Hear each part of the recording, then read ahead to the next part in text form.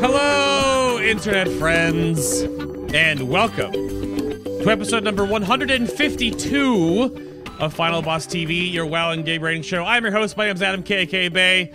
Welcome to the final show in the first major pass of the Legion spec interviews.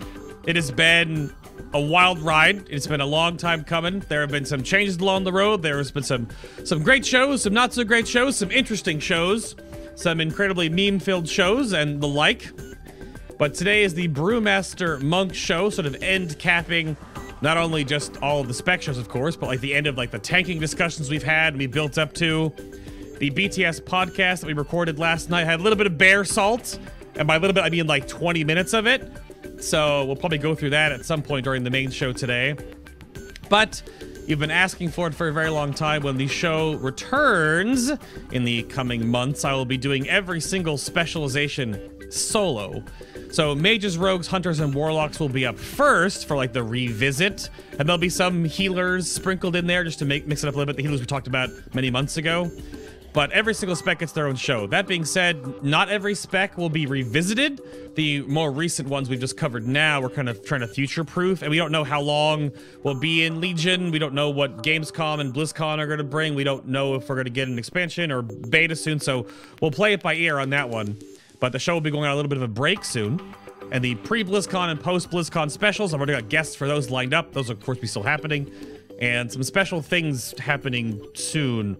So stay tuned for that. But of course, I have to give an initial shout out right off the bat to everyone supporting the show, keeping it afloat over on Patreon. Thank you so much for your continued support, especially Troffles, Ludovicus, Taislin, R4, Dalthier, Quen, and Vrez for your assistant producer pledges. That is just ridiculous. And if you want more show, especially because we'll be on a little hiatus soon, there is more show over on the Patreon page in the form of the BTS podcasts. These are the meet and greets with my guests. There are currently 24 of them in total that you can listen to. These are just like the unscripted, behind the scenes, chatting about nonsense and everything about the show and setting up and some juicy little nuggets. In particular, the Mistweaver Monk show, that one was interesting. So you can go check those out. Most of them are all at the $5 tier, but if you are curious to how these go through and you've wanted to check them out before, but haven't had the funds or known about doing it, the first 12 of the BTS podcasts are actually all at the Any Pledge tier. So if you want to support the show in that little bit and get 12 more podcasts for $1, you can go do that, of course. And if you're watching the show over on YouTube, these are all uploaded to YouTube and organized there for you by the year. So if you've missed any past shows, you can go check those out on YouTube and also on iTunes, Stitcher, and Google Play Music. You can check them out there, the audio-only versions. You can subscribe to the YouTube channel or, of course, directly support the show right here on Twitch if you'd like. But that's enough out of me. Again, I have a manager now, so I have to, like, make sure I say certain things because it's important. Well, let's go talk to my guests and get the show rolling. So, piping into us from parts unknown with a name that he doesn't even know how to pronounce himself, there's Pao. Hello, sir. Welcome. Hello. Glad to be here. So, when you made your name, you just put some letters on the end, apparently, yeah? It was actually the first WoW character I ever made. This was the random name that it gave me. I don't even remember the race. Oh. It was taken on the server that I transferred to, so I just added an extra I onto the end. And that was how I ended up with this name. Huh. I have a couple of guests before that have made a random name that have became their name everywhere, but that's interesting. But everyone just calls you Pao, though, I guess, in the Discord community and whatnot, so we'll do that on the show Pretty today much. if that's fine. There's no other nicknames we need to be aware of, is there? Like, I'm making fun of Monks right now because Dobbs was on the show, but apparently it was supposed to be D. Hobbs, which never happened. Not any nicknames that would be appropriate for this kind of discussion. Oh, fair enough then. And joining you, doing all of the math that you all are responsible for, there's Scribe. Hello, sir. Welcome. Hello. Thank you for having me. My music actually ended. You broke it. What did you do? But I am just some sort of audio master, I guess. I'm not sure why. And I feel I feel a little threatened by the hair beard combo right now. I feel like I'm a little under metalhead beard going on right now, so I appreciate it. Oh well. I'll just take it as a compliment. Yeah, absolutely. I mean, chat will back me up here in a little bit. So, but thank you for taking all the time that you do guide writing and whatnot. And of course, I want to dive right back in as I had to reset the music, and I'll just kill it, and we'll go right back to Scribe. What do you do? Because I'm plugging this all up because I want to make this perfectly clear right out the gate. Because before chat freaks out or before the YouTube comments go crazy, and the show always brings on normally an incredibly mathy, theory, guide-oriented player, and then someone that can balance that out. So we have two people in this regard. So don't freak out because they're gonna look at your armory, Scribe, and be like, "Who is this scrub? What is this?" So I want you to defend yourself to the internet real quick and just like lay all the math out there. So what do you do in the Brewmaster world? So I have been a theory crafter for Brewmasters literally since BlizzCon 2011 when they announced that Brewmasters were going to be a thing. I was playing a Rester Druid at the time. I was taking a break from tanking, and that was my first BlizzCon I ever went to. And I thought, wow, I actually really want to do that. So when they first showed off information, I wrote a little thing like on the March 2012 press release thing that they did for all the monks. I did an even more detailed write-up. Then I did like guide writing in the beta, going into 5.0, kind of going through that. And I've pretty much just been doing theory crafting for the spec ever since. More recently, I did a lot of work with like the beta, the Legion beta. I did a lot of testing and guide writing and feedback. Like feedback was really big, and it's kind of lessened a little bit since then. But that's also just because there's been important information that's come out during that period, but not as much as the beta. But yeah, so I pretty much have just been doing that sort of thing for a very long time now. Yeah, I'm gonna transition over here real quick to bring up your Legion Brewmaster calculation spreadsheet, because of course there's no Final Boss TV episode complete without a gigantic, ridiculous spreadsheet that's made by incredibly smart nerds putting all this stuff together. So this is designed to, as it says here at the top, allow for quick calculations and comparisons of certain more complex or lengthy figures, such as Iron Skin and Purifying Brew charge generation, stagger damage, and mastery breakpoints. Primarily intended for basic theory crafting, though it is useful for comparing different amounts of a stat. And this is not just you, but mostly you. So you want to walk me through this madness? Yeah, so the master breakpoint thing is a little bit less relevant because that was actually a thing from like 7.0 where we thought that was a thing. But yeah, so essentially I just made this sheet to be able to more quickly calculate out certain stat breakpoints and that sort of thing. And not even breakpoints, but again, just like calculating out how stats work, how certain mechanics work. So you can plug in, for example, on the brew sheet, the brew generation sheet, you can basically plug in your energy regeneration and relevant talents and relics, and it will tell you, and like the duration of an encounter.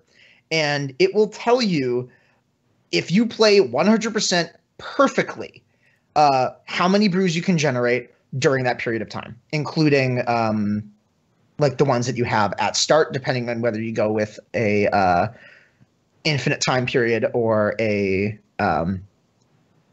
specific encounter time period and that sort of thing. The biggest takeaway from that is that light brewing is terrible, basically. Yeah. Well, that's we're going to get into that a little bit later. We can bring it up right now too, because you have your base values A and B, and this is all like stock stuff. So you have to put information in and get this all rolling to make this work for yourselves.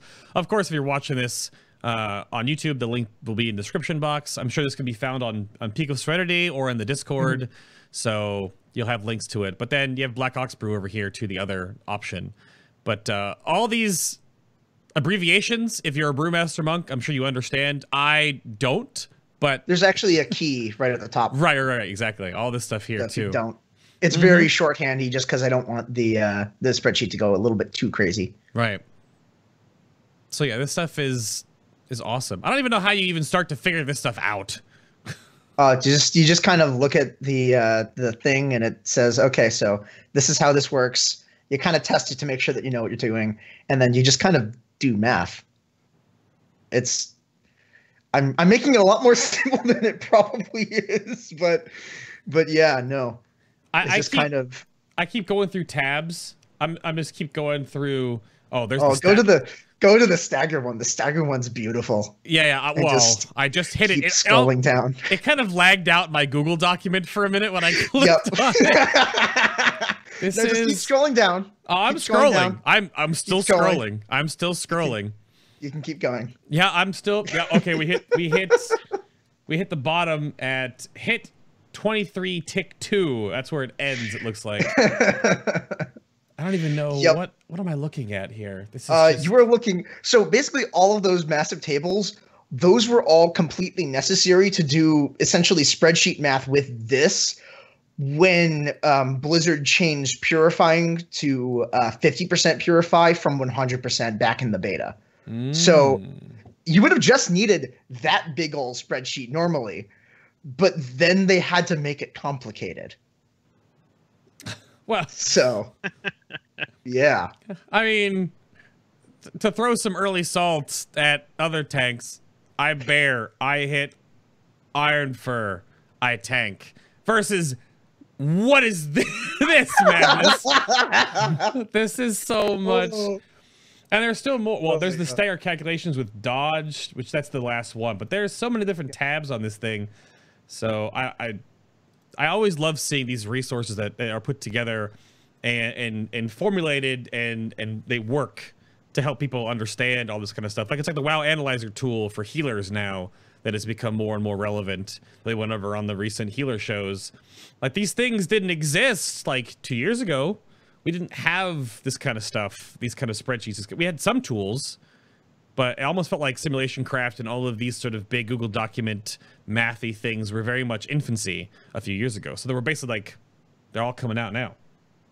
Yeah, no, I actually had a much more simplistic version of that sheet back in, when did I start that? I think it was either Late Mists or Early Warlords when I started the original. It didn't have any stagger calculations. I did that actually because I remember back in the beta, Blizzard was asking, hey, we want to figure out some stuff about stagger. And I was like, I can probably do that.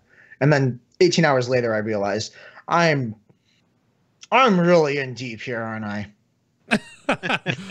There's a lot.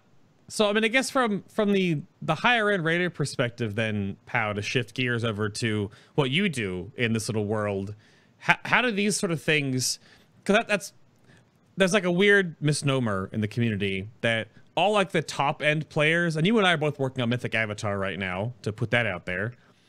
All these everyone thinks like, just wait, figures all this stuff out, right? Or X and Y and Z player figures all this stuff out because they're the more progressed people. But that really isn't the case, correct?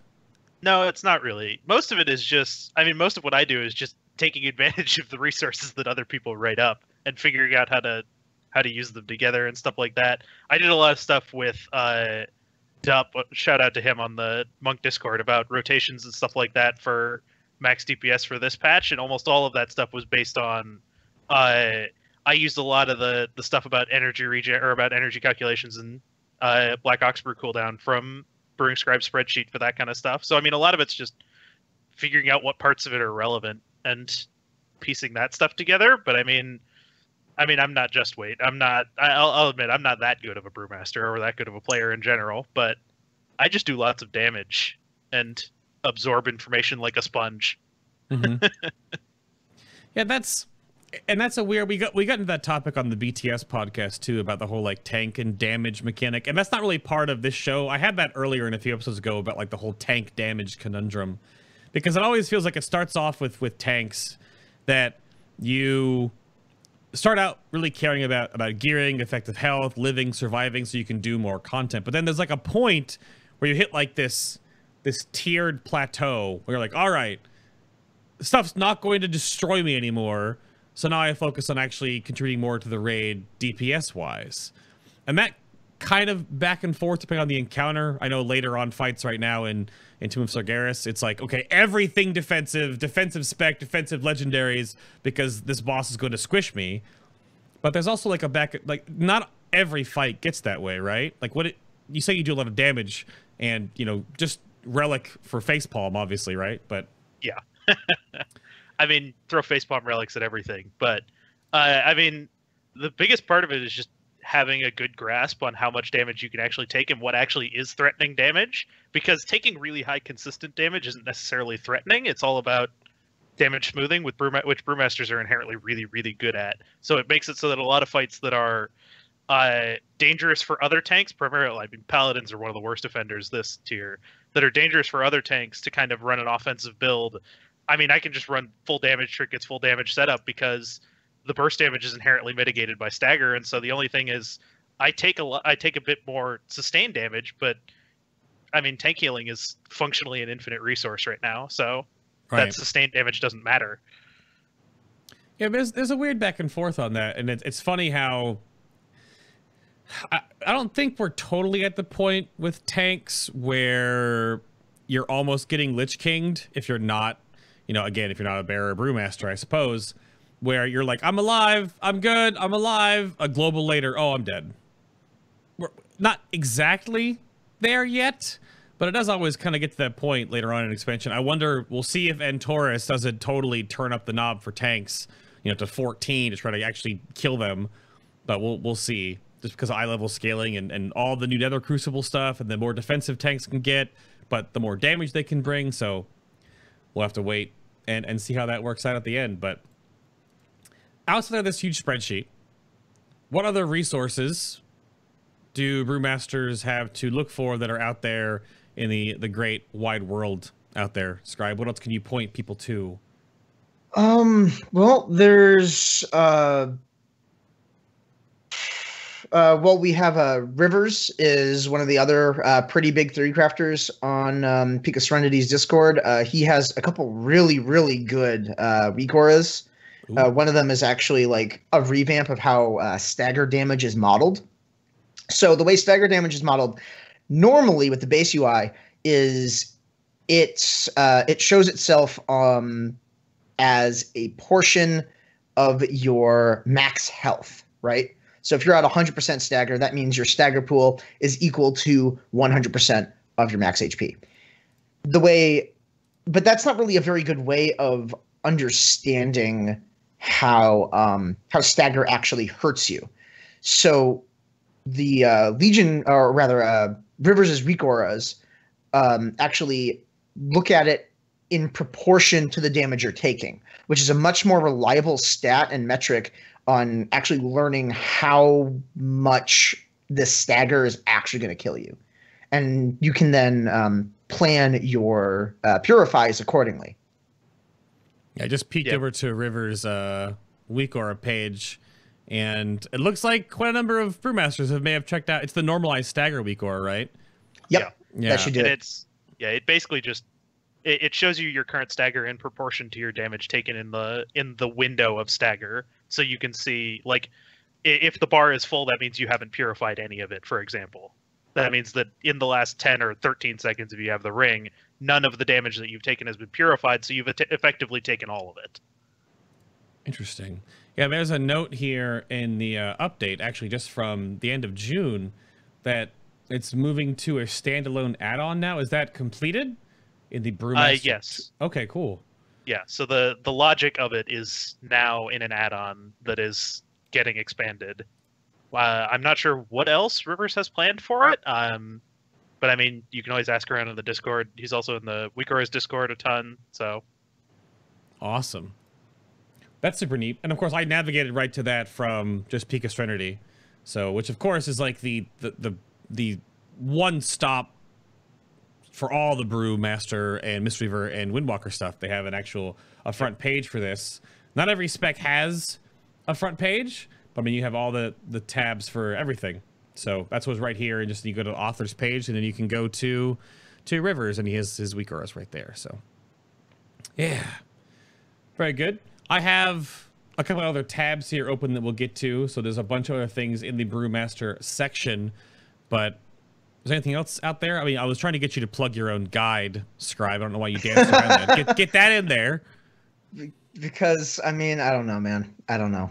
I also have a guide on Wowhead, actually. I actually didn't design the page new. I don't remember who did. Babylonius is like, he's kind of been like the guy who's really been in charge of messing around with the site and getting it working up, like up to our standards. But yeah, I make the Wowhead Brewmaster guide, and it's pretty decent. It doesn't have as much like super in-depth stuff, but that's sort of what we want Peak of Serenity to be. Wowhead has kind of been more of like, are you relatively new? Or are you more intermediate? You can kind of get a good bit of information here, and it'll keep you up to date on like the thoughts that we have and that sort of thing on the spec. But yeah, we had a bit of a joke for a long time in the Brewmaster Discord that the name of the channel was Read Pins, and the first pin was Go Read Peak of Serenity.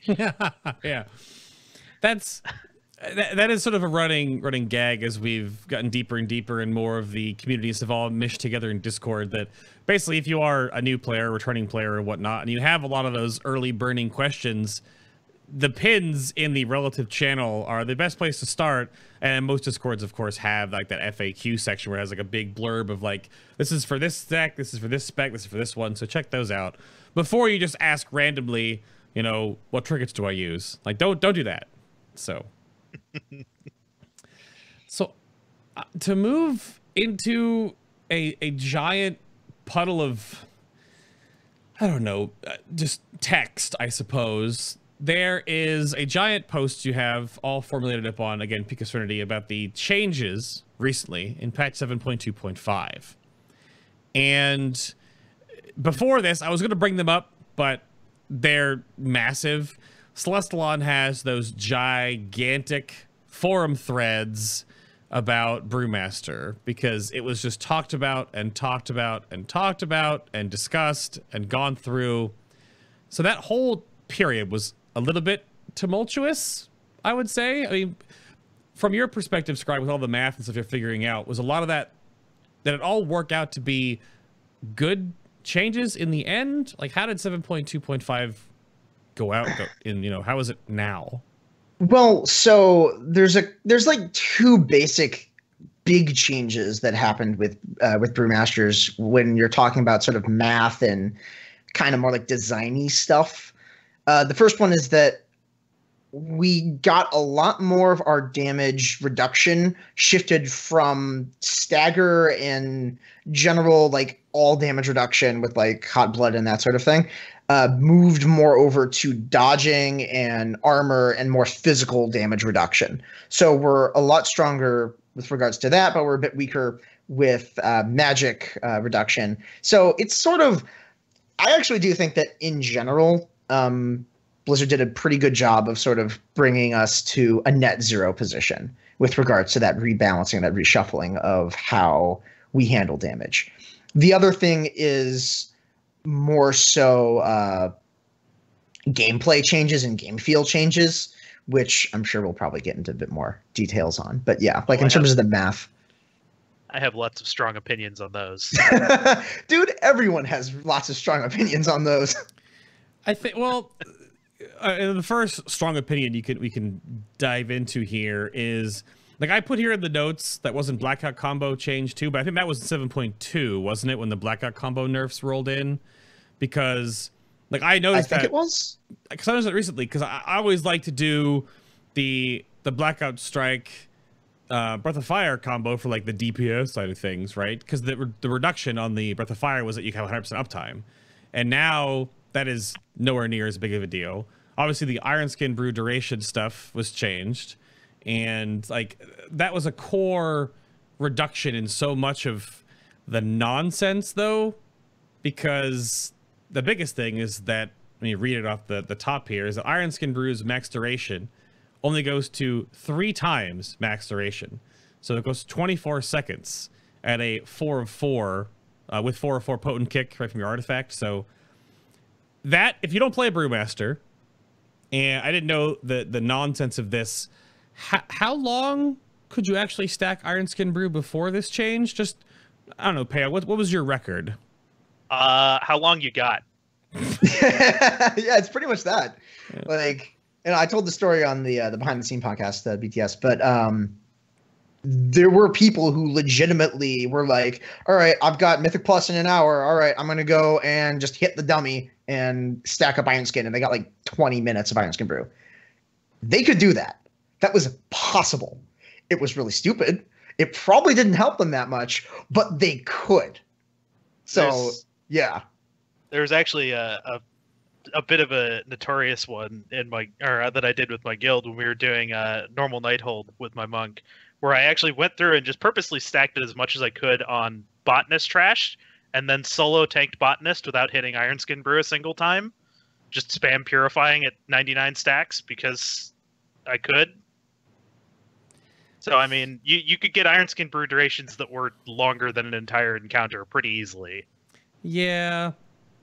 Which and that sort of coupled in, there was a whole bunch of iterations of the stagger changes that were going in with like how much HP you should be able to fill up with your stagger bar. So right now it sits at 1,000% of your max health. The first iteration, which I think like made the Brewmaster community just explode, was just double your health, which was just like, whoa.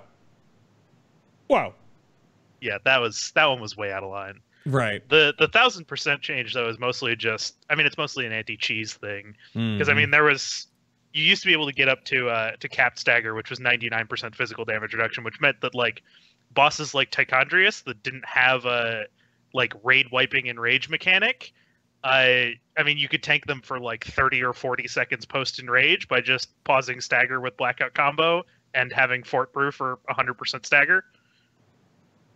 Yeah. So you effectively took 1% damage against an enraged boss and, you know, built up millions and millions of staggered damage. Which obviously shouldn't be a mechanic. That's a little bit problematic, I would imagine.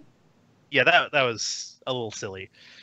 I mean, most of the changes in 7.2.5 were well-intentioned, and I understand why the changes were made. The problem is the problem that a lot of people have and that I have with them is the actual implementation of the changes rather than the what the purpose of the changes was.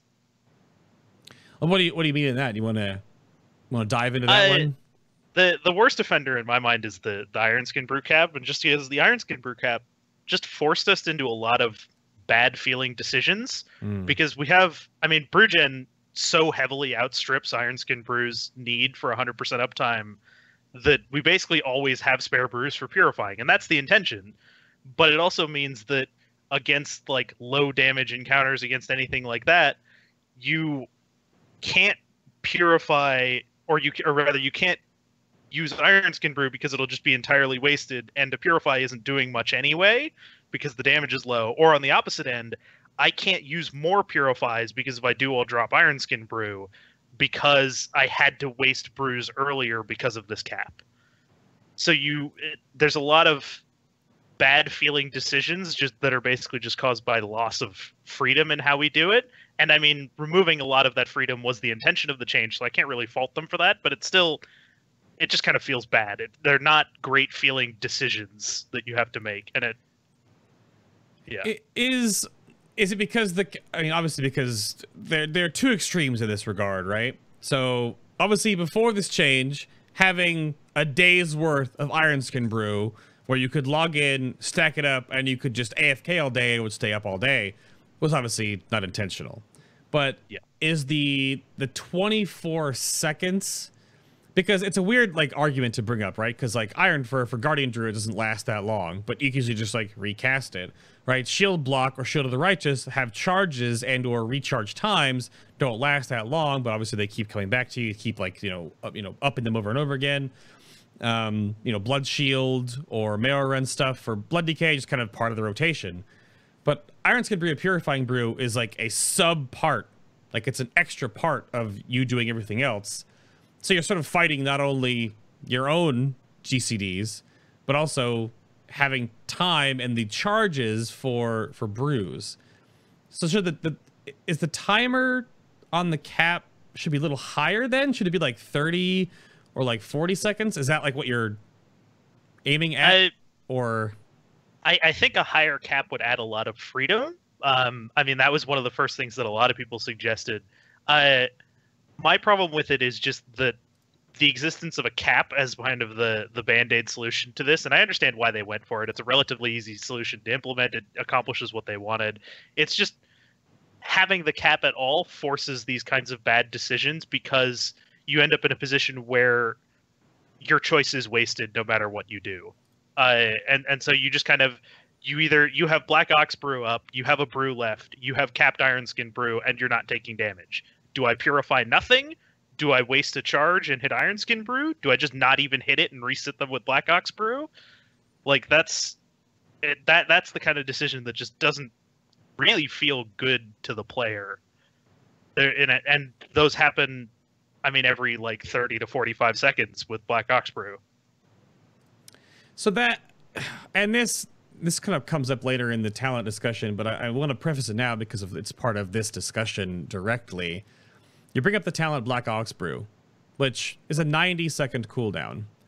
The problem that I wasn't aware of this when I was making the notes last night, and you all informed me of, because this is either coded specifically as, and it's named as such, this is a brew, so cooldown reduction for brews works towards Black Ox Brew as well. I almost wonder, like I said before, I don't know if this should be a thing, because it sounds like a lot of the weird problems you may have with the decision-making in the charge system is because Black Ox Brew has such a short cooldown.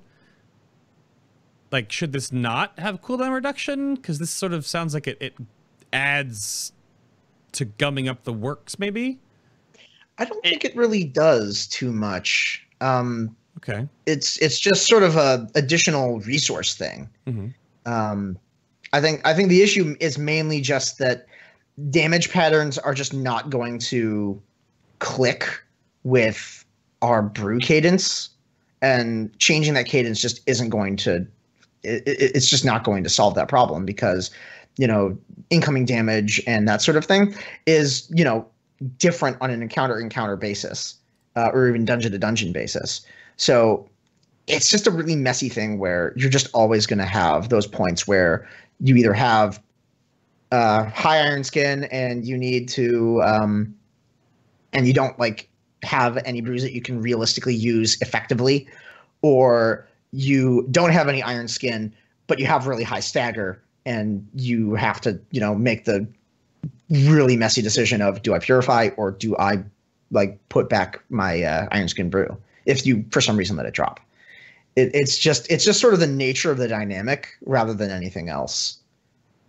Yeah, and you can kind of see what they were going for, where they want you to have like a balanced usage of both and kind of weigh the options one way or the other. But the problem is just purifying relatively is not very powerful, so the right solution is always have Iron Skin Brew up, then use extras on purifying, which those extras may or may not be needed, and so when they're not needed, well, they're wasted. Like you don't really have anything else, because so much of our I mean, I commented on this on the behind the scenes podcast, but like it feels like Stagger is a stiflingly strong mechanic, that it's kind of we have so much power put into Stagger that it kind of necessitates everything else being weaker. Yeah. It's not even the base, like it's the core, of how brewmasters deal with damage, right? Because you're not blocking anything, you're not casting shield barrier, right? You're not raising your armor. You're just delaying the damage you take into this internal dot. So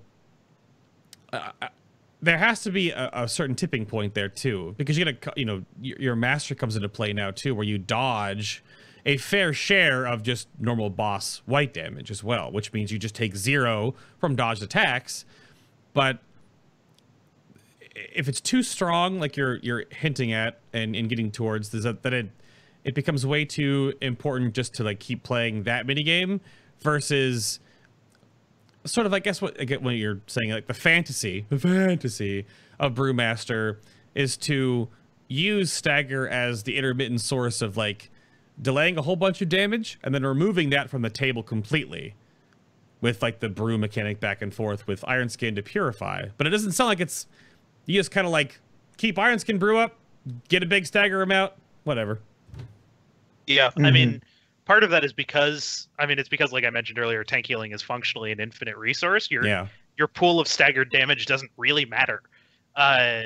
Because taking the dot over a long time, because the damage is so smoothed out and so even and so predictable, I mean, healers can always plan for it. You'll never take an unexpected spike of damage unless there's some other mechanic that you screwed up or something like that. So your damage is so inherently smoothed out to begin with that it's really easy to deal with even if it is high. And so then you don't really care about purifying because, I mean, I don't need to purify this damage unless there was a huge, I mean, really the use case for purify becomes, I staggered a huge spike of damage, let me purify it because why not? Right. Yeah, there's I was going to make a joke that you're not going to die to auto attacks between a global of you putting up Shield of the Righteous into falling off like a prop paladin will, right? So like in the times that you don't have full uptime on that and one auto attack gets through and clobbers your tank in the face for 6 million damage, then they're done. That's never going to happen with the Brewmaster because you physically can't, even if you don't have Iron Skin Brew up, you're always going to default, what, 35% into stagger anyway. Yeah, I mean, well, that 35%, our base armor and stuff is so low that that'll usually kill you if you don't have Iron Skin Brew up. Like that'll, okay. That's part of what I mean is that it's, Iron Skin Brew kind of is what pushes our stagger to those kind of ridiculous levels because, right. I mean, pre-patch with 2-set and Iron Skin Brew, well, pre-725 nerfs, we were getting, I mean, 85% of the damage we took, physical damage we took, was going into stagger. So, I mean, if you get a 10 million hit, you took 1.5 million damage up front. Yeah, I have a little picture right here we can bring up that Scribe gave me. It's his current. So if you have like a cheat sheet real quick here for stagger with all the different buffs you can do, and then of course base stagger and the magic portion of stagger, it's 40% effectiveness, and then the magic stagger with mystic vitality. So like there's your numbers. Like, so where do you normally sit around this like 60 plus mark all the time, right? That's just fortified brew. 75 or 85% is usually even the higher. Two most common. Yeah, okay. Because that's with Iron Skin Brew or with Iron Skin Brew and High Tolerance, which High Tolerance is the defensive option in that row generally. Mm-hmm. But I mean, you can. Yep. Sorry. Was there anything? Because Scribe made this thing. So what? Is there anything you wanted to touch on before? I want to bring up the traits with this, but that's pretty inclusive overall with stagger amounts. Do you think it's okay to get to 100%? Like, obviously, that's a thing, but I mean, honestly, you know, we've never ever been able to really get this high with stagger before, like ever. I think the first time we really were thinking about this sort of thing was like Hellfire Citadel, but I don't know if it was like Hellfire Citadel or if it was pre-patch Legion Hellfire Citadel. It's kind of a blur in the memory, but yeah, no, like Brewmasters have always been at like 50 to 60% stagger. Like classically, Legion really bumped it up. Mm-hmm. So that's kind of why it becomes this thing. And stagger is also a mechanic where the more of it you have, it multiplies its own effectiveness. So the more you have, the more powerful it is. So that's why it's such a black hole for spike damage. Right. Yeah, I mean it's the reason that armor has the DR, the harsh DR that it does, is so that every point of armor is the same effective health value as you keep adding it. Stagger doesn't have that, so as you approach 100% stagger, you are asymptotically taking like relatively less damage. I mean, you can take at 90% stagger, you can take 100 million hit and live with cooldowns. At 99% stagger, you can take a billion hit and live with cooldowns. Yeah. So you start to see the problem when you get up into the like 90 plus range and how ridiculous these quantities get. Yeah. So your other point, you were talking about the whole brew thing, and I'm gonna push us over to 7.2 artifact traits. And like the only real one that I want to bring up, because the other new ones, your new traits, right? Obviously, you got another point in potent kick, which is the 2-second duration from the 1.5. But then you got like, you know, draft of darkness, which is just 20% damage on blackout strike. Okay, it's DPS. And you've got stave off, which is just keg smash multi strike, which is ridiculously powerful. Sometimes you see some parses of Brewmaster Monks that get keg on keg on keg on keg action. But then it's the best thing. It's just the best thing ever. Yeah. Quick sip, though, is your new golden, whereas drinking purifying brew will give you a second of iron skin, and drinking iron skin also purifies 5%, which this extra 5% that you just passively will purify down by drinking iron skin brew, which you just basically spam.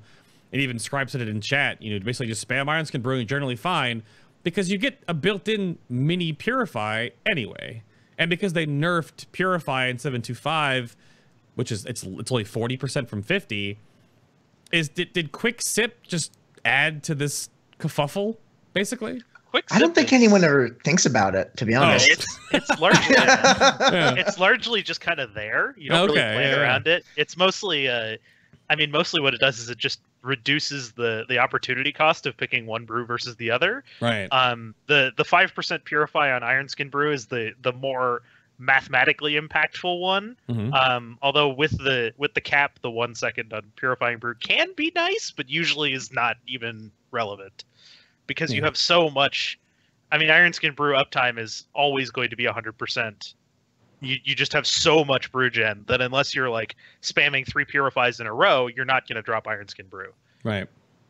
Yeah, let me just put it this way. When they announced the 7.25 announcement for like the iron skin brew cap, literally no one I have ever seen in the community said, "Oh, stave off will actually now be able to micromanage your cap uptime." No one thought of that. It's just like it's a thing. It's there. Just people don't really think about it that much. It's just a passive thing. Stave off is actually the far more impactful of the traits, which was kind of funny because it made it so that with good RNG, you can get away with some really, really ridiculously low haste because of the energy regen from Black Ox Brew and the extra brew gen from Facepalm and from the keg smashes. Like, I mean, the optimal build right now is you want something around like 8% haste for max DPS, which I mean is absurdly low relative to every other class. I have 40. Was it 8%? Because I know there's like the 7-second one is like what 14% or something like that. Haste. The 14.3 is the basically soft cap on haste, where above that point it doesn't scale anymore, and 8% is kind of the optimal value. Yeah, it's where we've gone back in the day. Like haste has classically actually never been a good stat for brewmasters. Like in Mr. Pandaria, we sort of had the haste to taste philosophy, where you just kind of you got enough haste to be like, okay, yeah, I'm comfortable. I can generate enough chi to be able to get my shuffle uptime up, and I can purify whenever I feel like I really need to. And then Warlords happen, where it's like, okay, don't touch it. It's the plague. Keep it away from me forever. And then it kind of got a little bit of a resurgence in early Legion, but I think there was also a little bit of overestimating its value. And then we're kind of here again, where it's just like, yeah, it's a thing. There's points where it's kind of useful, and then, I mean, at least that's a back and forth with how classes work, with how their secondary stats. And there's love-hate relationships with all that kind of stuff, but we'll leave some stat dredging for a little bit later. So I guess that the one thing that I had in this chunk was that the direction of Brewmaster definitely shifted. And we've talked about all the stagger and how this all works like that. It's kind of like a combination topic here. But then the tank damage to remain relevant, right? Like you get the damage bonuses in 7.25 artifact or 7.2 artifact traits. But then like the direction shifted, as you both said. So I guess how does Brewmaster just stack up now against the rest? Which this brings me to the kind of dicey topic of, I mean, it took me until yesterday really to grab 2 guests for the show, because I kept finding that either the Brewmasters have not played anymore or they've re-rolled to a different tank, which sounds really weird because Brewmaster has been so damn strong up until this point. So why did like the Undying tank have this switch then? I don't know who wants to touch this one first. I mean, I can't really speak about like inner tank balance too much because I focus primarily on Brewmaster stuff because I am a filthy casual scrub lord. Wow. I know. I have such a high opinion of myself. No, but in seriousness, yeah, like largely people didn't leave because of balance changes or anything like that. Like with force set, we're still pretty good as far as like I'm concerned. It's just people don't like the shift in play style. People really liked the way, like how fluid stagger management was, and because it's basically been dropped down to 4 brews within 24 seconds, one of them can be purifying. It's really solidified what you can do, and not really in a good way for a lot of players.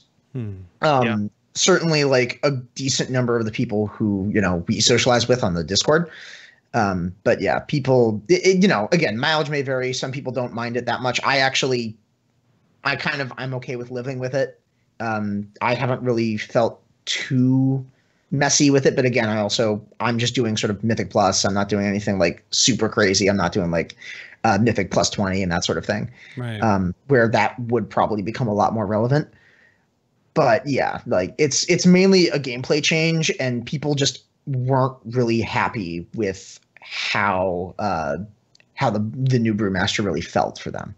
Yeah, I mean, it really did come down to the playstyle change. I mean, Brewmaster's still, I mean, they're still a tier 1 tank. Like, they're not the like Golden Boy S+ tier that Bears always seem to be, but I mean, they're still a good tank. Like, you're not going to go wrong with a Brewmaster. They're definitely in the top tier of tanks. It's just a lot of people re-rolled away because they don't like the way it plays anymore. Like, they don't like the decision making caused by the Iron Skin Brew Cap is really the biggest offender. Some people don't like the new rotation with the fixed cooldown on Blackout Strike and the changes that had. Yeah. I personally don't mind it, but I mean, there was a lot of changes in the middle of the expansion that changed the way the class, or that changed the way the spec played a lot, that people didn't really like, and it pushed a lot of people away from it. Yeah, it's unfortunate. Like, obviously, with the way that Legion works right now, the 0.5 patches, and we have another one coming up in the future because we will get, because Antorus the Burning Throne comes out with 7.35, probably after BlizzCon, most likely, right? And we'll get 7.3 soon. And they even sort of like didn't keep to the 0.5s, because obviously if there are big problems, they're going to address them in a 0.0, because Feral Druids are getting a huge overwork in the patch the next coming couple of weeks. But the 0.5 patches were meant to do brush strokes so that there aren't like trickle effect buffs, nerfs, hotfixes, and tweaks every couple of weeks that just make people go like, well, what's going on with my class, right? So you get one big like post of fixes and changes, which is a good thing. But I mean, I even felt like the little bit of time that I've ever done, like either like world quests on my ult as Brewmaster, I'm not gonna do it as Mistweaver, or tanked like just Mythic Flats as like a world tour. It didn't slow it down. It just has like, I mean, using Blackout Combo, because it just feels good. It's the fun talent. It does feel like it lost something. it lost a bit of its not to bring up brew puns, but flavor, right? It lost a little bit of that because they fixed some of the haste coefficients, they nerfed some of them, brought some of them down, and it's just not as fluid. It kind of has like little bumps here and there. It's kind of funny you say that because a lot of the changes, the rotational changes, were aimed at making the rotation more fluid, and it is still. I mean, it's fully GCD locked. It is like you do go global to global, but despite the like micro GCD gaps in the rotation before the patch, it still felt really fluid. It still had. I mean, you had smooth decision making. It was a little weird to have like a 0.3 second gap in the middle of your rotation while you're waiting for something to come off cooldown, but you don't notice it in the middle of a fight. Like, that's not something you really pay attention to. Sure. Yeah, I don't know. It's weird because I have very little understanding of how the spec is now. Obviously, all of my initial beta coverage of all the different specs twice, logging all this time, learning how things worked, finding bugs and whatnot, has changed for every single spec as the game has evolved. But that was the one thing that it felt mostly like the timing on Breath of Fire, because they nerfed that. Like it changed the feel, and you just get into this rotation now where you're just like, obviously Keg Smash on cooldown and Black Ops Strike on cooldown, but you just kind of like slam down Tiger Palms, which again, DPSing properly as a tank is a defensive benefit on all tanks, like how you use that rotation, obviously reducing brew cooldowns and whatever. But I guess that leads me. Are there types of encounters now where brewmasters are just weaker at or better at? I guess not better at, because the only topic I had in here was that Mythic Cenarius, if you were out there doing that as a brewmaster, every other tank in the game was like, the spear's coming, give me 4 cooldowns, and I'm using all of my personals, and then I almost die. And brewmaster's just like, where's the spear at? I'm gonna... Oh, the puddle? Let me move the boss like, and you're good. And that's not a thing, really. It kind of is right now, but... I mean, it's still... I mean, we still have the same strengths. We still have a huge... I mean, like, bar none, the strongest tank against burst physical damage. That's yeah. There's not even a remote... There's not even a comparison point because of the power of Stagger. But, I mean, what they did... A lot of the changes in the patch basically made it so that we gained a weakness against burst magic damage in addition to really high sustained damage that was already kind of a problem. Oh, okay. Because, I mean, as I mentioned before, we don't really have any... There's not really any damage reduction. It's just damage redistribution. Like, we still take, like, 80 to 90% of the damage. We just take it in a really consistent manner. So if the damage is already really high and really consistent, we're just taking more of it. Yeah, there was a little bit of wrap-up here on the bottom of this Peak of Serenity post about the cumulative effects and then what to expect from the changes. So I like the Rushing Jade Wind one is funny because both Mistweavers and Brewmasters are like, oh yeah, it's back. So, it's good because that fills in a gap in the rotation that wasn't a thing before, because now you actually can use this silly thing.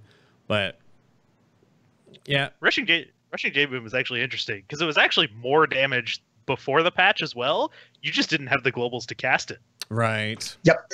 Yeah. So I actually did some math on that, which was really fun because it, like, earlier, in the beta and that sort of thing, we really thought Rushing Jade Wind's pretty good. The philosophy of, oh, it's an active ability. Actives are probably going to be better for damage. Yeah. It turns out, fun fact, you know how it scales with haste, right? But the problem with that is that you always are prioritizing your normal, like, energy spenders, right? Which means that you have fewer GCDs that you can use on Rushing Jade Wind. And that also means because the haste reduces its duration, the actual effective uptime then decreased very heavily. Whereas, what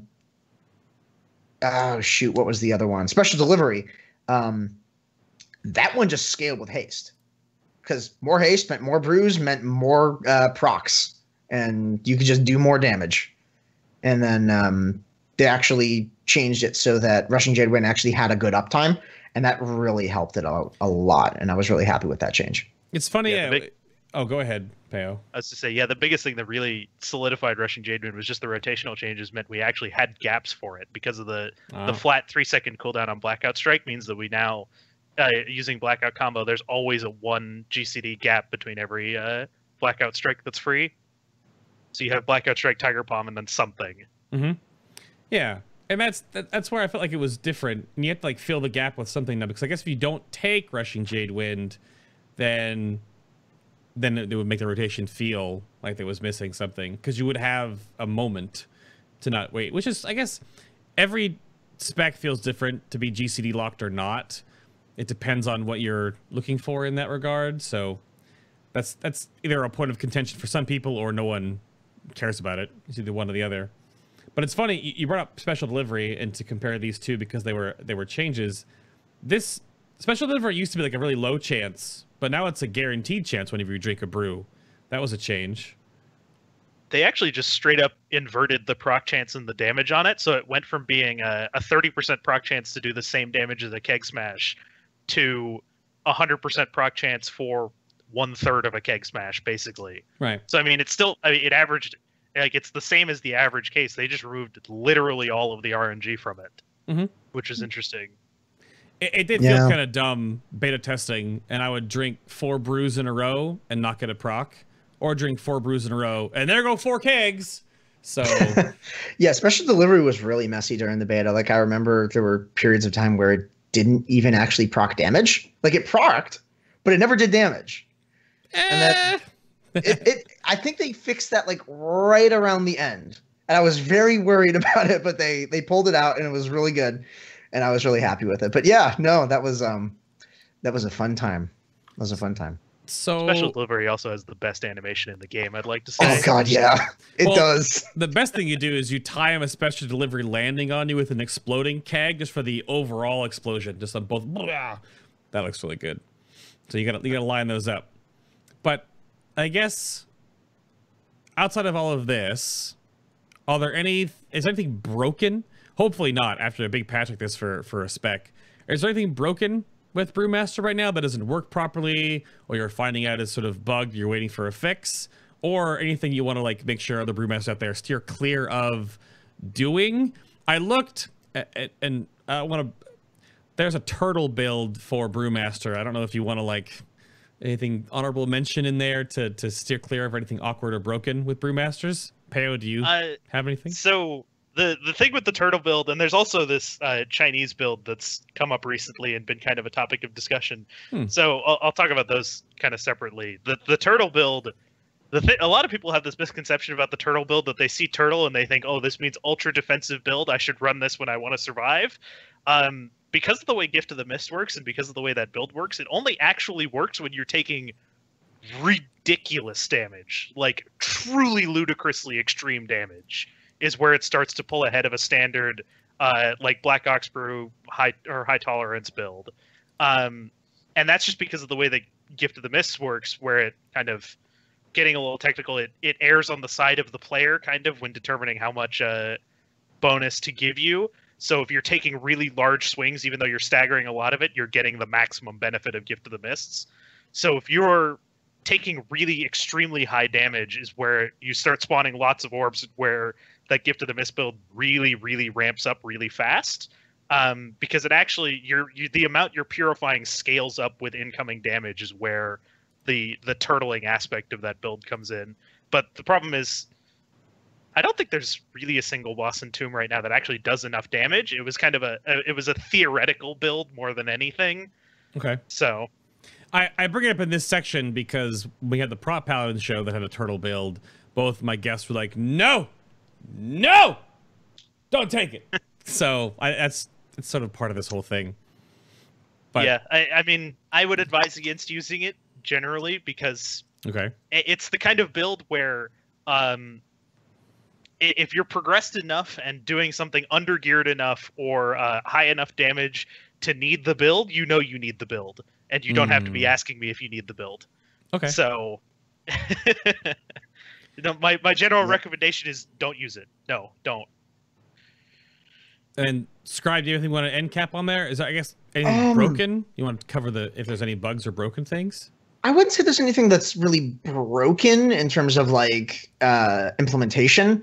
There is the one thing where, you know, we've been talking about brew generation, and that kind of needs to have the little asterisk of we have a lot of brew generation when we're using blackout brew or not black ox brew. Why do I always do that? I always do that. Anyway, sorry. But yeah, that's basically the only point where we actually have really good brew generation. Light brewing, you actually at decent amounts of, I think you need like 30-something% haste, or around 30% haste to be able to just guarantee 100% iron skin brew coverage. So the spec actually really isn't designed for the way that we play it. So kind of feels that way. Yeah, there's definitely sort of a disconnect between what the devs intentioned and what the player base has just been doing. So light brewing and Gift of the Mist, if you are worried about brew generation, you probably don't want to do those. And then I'm sure that I'm probably going to have another chance to talk about it, but the new Breath of Fire integration, if you aren't familiar with that at all, it on the tooltip, it gives you a stack of mastery whenever you hit a target with Breath of Fire. Mm-hmm. Problem is that Breath of the mastery only stacks up to 1 dodge, which means that you actually get a significantly more value from that integration when you're talking single target as opposed to multi-target. And multi-target, it's actually pretty much negligible damage reduction. Like we're talking, if you don't have the best stuff, it might even be as low as 1% on like 3 to 4 targets. Like it's that low. So don't think that that is going to be a lifesaver for you in an AoE situation. Focus more on like Iron Skin Brew, and if you have the room for it, like purifying and that sort of thing. Don't worry about Breath of Fire. It's probably not going to help you that much. Right. Yeah. But yeah, those are like the big things where I feel like there's some points where there's disconnects between what sounds nice on paper and what's actually happening with how we handle damage and how the game just works and that sort of thing. I guess there's a side clarification question as I'm looking through and remembering, because you were added in recently. Well, not recently, I guess. Was it 7.1.5 when you got Expel Harm back? And I guess just... Was it? I think it might have. I think it was like right around the Nighthold time frame, I want to say. Because that came back as something that was pruned into Legion. And in like the whole like steer clear or use, you know, a little end cap here. Do you recommend like tanks using Expel Harm or gaming it in any fashion? Or just like, do you recommend just like walking over your Gift of the Ox healing spheres instead? Or I don't know if there's any math with that because it costs. There is one thing. Pao, if you wanted to talk about it, actually. I mean, basically Expel Harm, largely because of the energy cost. Basically, Expel Harm you treat like you would lay on hands on a paladin or something like that. Like it's your, oh god, I'm going to die in the next second if I don't hit a button. Otherwise, you kind of just want to strafe back and forth. And there's some really weird things you could do with like Obstinate Determination and standing against walls, because the orbs always spawn on your right. So if you stand with a wall to your right side, the orb will heal you instantly and things like that. But those are largely, they're impactful, but they're more advanced things. Yeah, it's cheesy. So your orbs always pop out to your... If you already have an orb to your right, it just go to your right again? Like, how does it always... So they spawn on top of each other, and it's only Obstinate Determination only spawns on your right. So the ones that spawn from dropping below 35% health always spawn to your right. So when you see people refer to corner monking or corner tanking, it's you stand against a wall to your right, and every time you drop below 35% health, you are instantly healed back above 35% health, provided you didn't take so much damage that it bursts you too low for the orb to heal you back above. I had no idea that was a thing. Yeah, so normal orbs will actually spawn kind of like to either side of you, and you can just kind of shuffle around and get them. But yeah, that's definitely true. And then the other thing, actually, on that note, is with the force-set integration. We're going to be talking about that a little bit later. But yeah, like quick, just little thing with it is mainly that the way it works is, so if you have, it purifies 5% of your stagger.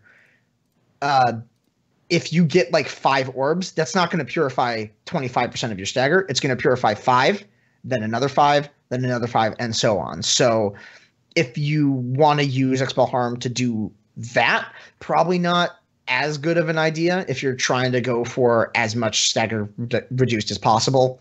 The heal is kind of more of a big thing with that. You kind of want to optimally spread them out. You might not be able to do that as much depending on, what you're doing, but yeah. Yeah, it basically works out that you need, I think it's 12 orbs to equal a purifying brew because of the something like that, yeah. The nature of it. Because it basically purifies 5% of your remaining after each orb. So it purifies 5%, then what is it, like 4 3/4 or something like that? Then I don't even remember. Yeah, it's just sort of like a little regressive curve on how much it heals, or rather purifies. So tiny things, but I think that topic turned into a little bit more than I was expecting. I mean, I had to add a note for my bookmark guy to make sure we're on the same page there. But I think we have stats and tier sets and legendaries on the horizon. So I'm going to move us forward here and babble a little bit about a few things, and again announce that the show's going on a little bit of a hiatus coming up soon. The next show is basically planned to be the pre-BlizzCon show. It's almost like a 2-month break or so, where I have a whole bunch of things to work on in the discussion videos that I've been working on right now, the BTA, BRA, and BTW series, to work on those. I have sort of a special announcement coming up soon. I have obviously planning for the BlizzCon, which I am pretty sure I'm going to now. And there's just a lot of little things to work on. So the show's got a little bit of a break. We're going to be reformatting and working on a few things. But when the show comes back, pre and post BlizzCon shows being basically the restart, we'll be doing every single spec individually, at least trying to cover all of the specs that we did earlier in Legion. So mages, hunters, rogues, and warlocks are going to be up first. And then since each spec is individual, that's like 4 months of shows just to do all those specs. So bear with us in that regard. But you've asked for it for a very long time to have, a show about sub-rogue or a show about marksman hunter instead of squishing all the pure DPS classes together. They'll be a little shorter, hence the reorganization of how the show's going to work. They'll be like 90-minute shows, not like the 2-hour-long shows we do now.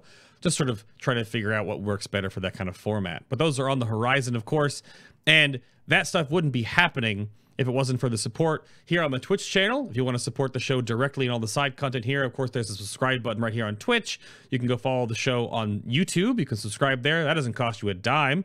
And you can, of course, watch all the past shows that get archived and squished up there in description box and put up there for you to watch on YouTube. The show's also on iTunes, Stitcher, and Google Play Music if you want the audio-only versions.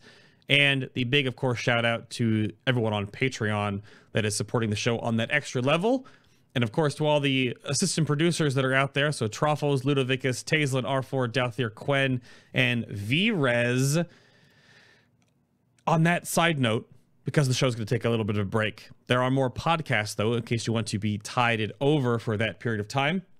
These are located, of course, on the show's Patreon page. There are 24 of them at the current junction. These are, half of them now are at any pledge, so you can support the show as little as $1. Just toss $1 at the show, you get 12 podcasts, and as time rolls forward, I'll be moving more of these down to the any pledge amount. But if you want the ones that come out immediately, they're at the epic tier. But these are sort of the unscripted, behind the scenes, just gobbledygook I'll talk about with the guests sort of as we prep for the shows. We reference it a lot in the live show, so there's a lot of different rants and topics that come up during these hour-long discussions. And if you want more of the show while the show's on a bit of a break, those are right there for you. Audio only, just click the button, go for it, use it on your phone, whatever. And again, the YouTube channel is all organized by the years that these shows come out. So if you've missed any episodes from the 2017 season, 2016, 2015, 2014, or all the way back to 2013, I mean, don't go back and watch those shows if you want to, maybe. I think I was terrible back then, but up to you. There's some fun ones back in there if you want to go check all of those out. Of course, you can go find out what's happening in this one. What's going on right there. But those are all right there on the YouTube channel, posted for you all if you need to. And if you want to support the show in a more physical way, there is the official Designed by Humans FinalBossTV apparel and art store. Of course, all the different filters here on the sides, all the different things you can look at. Of course, when you're actually looking at a design, like we have the new Method Mythic World First Kill Jaden sort of nod shirt. Of course, all the little final bosses that Fablin has put together for us over time. The Demon Within shirt. When you go to them, you'll navigate to the other topics and other styles that they're in. But as I scroll down, the Epic Medallion, I said before on the live stream recently that the original Final Boss TV medallion was being retired. A new line of medallions are being released slowly. One more may come out soon, but the Epic Medallion is out right now. So this is the new, my logo. This is the old one. You can still get it in sticker form, but to compare and contrast the two against each other. And you can go customize them, of course. Tank tops, phone cases, all these different ones, different styles, different colors, different, all this stuff. And everything, of course, goes to keep the show rolling if you want to wear a little bit of that. If you bring one of those to BlizzCon, you want me to sign it? I don't know. Don't be weird about it. I'll sign a shirt before I'll let you... People keep asking to play with my beard, which is, you know, I guess it's a thing. But all that wraps that up. Thank you very much for all the continued support on the show. And I'm ready to talk about stats. Stat time? Hello? Nerds? Stat time? Stat time. Stat time. Yeah. Even though I teased it because I moved this topic. Give me your quick and dirty on the artifact challenge, the quote unquote tanking scenario in the Mage Tower. It's evil. It's evil. Evil? It's evil. It's not that bad anymore, but no. When it came out for Brewmaster, it was pretty evil because it was before all the nerfs that required a lot of self-healing and some really specific legendary and talent setups. Now, I mean, it's pretty standard. It's not actually all that difficult anymore with like decent eye level tomb gear. If you're around like 920, it takes, I mean, you can do it in like 10 or so attempts, probably not much more. The biggest thing with it, I mean, it really is just, it's a game of, I don't want to say it's a game of inches. It's a game of perfection, really. Because if you if you miss an interrupt, you miss a cooldown, you miss a slam. Mostly, slams are really the evil part because you stop moving and oh look, now I'm going flying into the twisting nether and I just lost. Right. Really, it's just don't stop moving. Make sure you're getting your interrupts. Make sure you're getting your stuns and use. I mean, we jokingly call it the Angry Dave talent, but the invoke the Black Ox. That talent is disgustingly overpowered for that thing. Because it basically, it'll tank him in phase 1, and then when you do it again in phase 3, it'll eat to like 2 of the annihilates, which is ludicrously overpowered in that fight. Basically makes the fight way easier and pretty much a joke at this point. I mean, in your first cam view, Peo, you are sort of like bowing to your Black Ox statue, so now it makes sense. It all comes to a head. That's not even the Black Ox statue. That's just Dave. The Black Ox statue is Dave. That's just Angry Dave. Angry Dave is the summonable. Oh, the summonable one. Yeah. Oh, yeah. That's Angry Dave. Angry just normal Dave. Dave. Normal Dave is just the statue. I don't. Is that like a canon thing across all Brewmasters? Oh, yeah. Okay. So like back in Mr. I know where it started because it was in my thread on MMO Champion on my guide thread.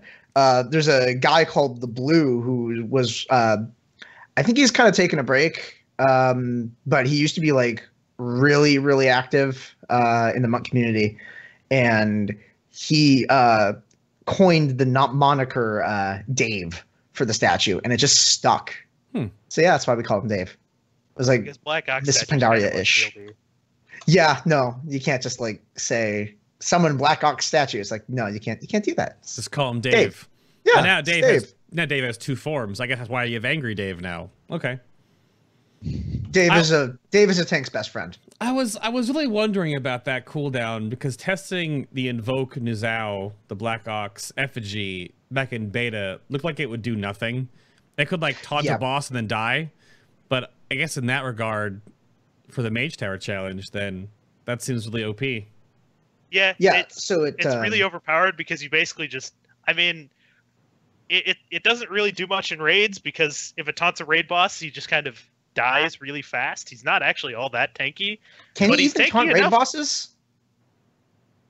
Like, I don't think he can. I don't know, actually. I think I've literally it's just never used him on a raid boss, Yeah, so I don't I'm actually pretty know. sure he can't. I'm pretty sure it's just like maybe dungeon bosses, but I don't even think that. I think it's like trash. Yeah. I think that's all he can taunt. Yeah, he used to be like essentially Zhuan, which also had a taunt mechanic, but you just turned it off and it was a DPS cooldown. Right. So this is like the first time in Warcraft, I think, where that ability and the taunt is actually like really, really good. Yeah, it's actually relevant. Yeah, right. Well, there you go. Take Aside Angry from Dave some, with you to the Mage Tower challenge. Regular Dave has some funny cheese though. I know you could use it. Yeah, he's good. You could put it down on Mythic Spellblade and it would tank the Fell Soul for you if no one hit it. Yeah, that came up during progression. We were like, oh wow, more reasons to bring S+ tier tanks. Great. Yeah. Well, now you can just bring a Windwalker too. Oh yeah. Fair That would enough. imply that anyone brought a Windwalker though. Oh. I mean, I don't remember how good Windwalkers were in Nighthold, but I'm sorry, I had to get that little dig in. you're making fun of That your is own, going to be angry. you're making fun of your own people at this point, so I'm gonna back away slowly. You just handle with that yourself. I'm not gonna take any of that kerfuffle. But so then stats now. How to gear for tanking versus DPS. And there's some threads on Peak Eternity about this, mostly involving like trinkets and like sort of the mindset behind them. And as you opened the show with earlier about like DPS trinkets, DPS gear, DPS talents, and you're not gonna die anyway because Brewmaster to an extent. But so math-wise, Scribe, what are you prioritizing? But like gems and enchants kind of deal. What are you looking for in your gearing, sort of eye level versus something, or what?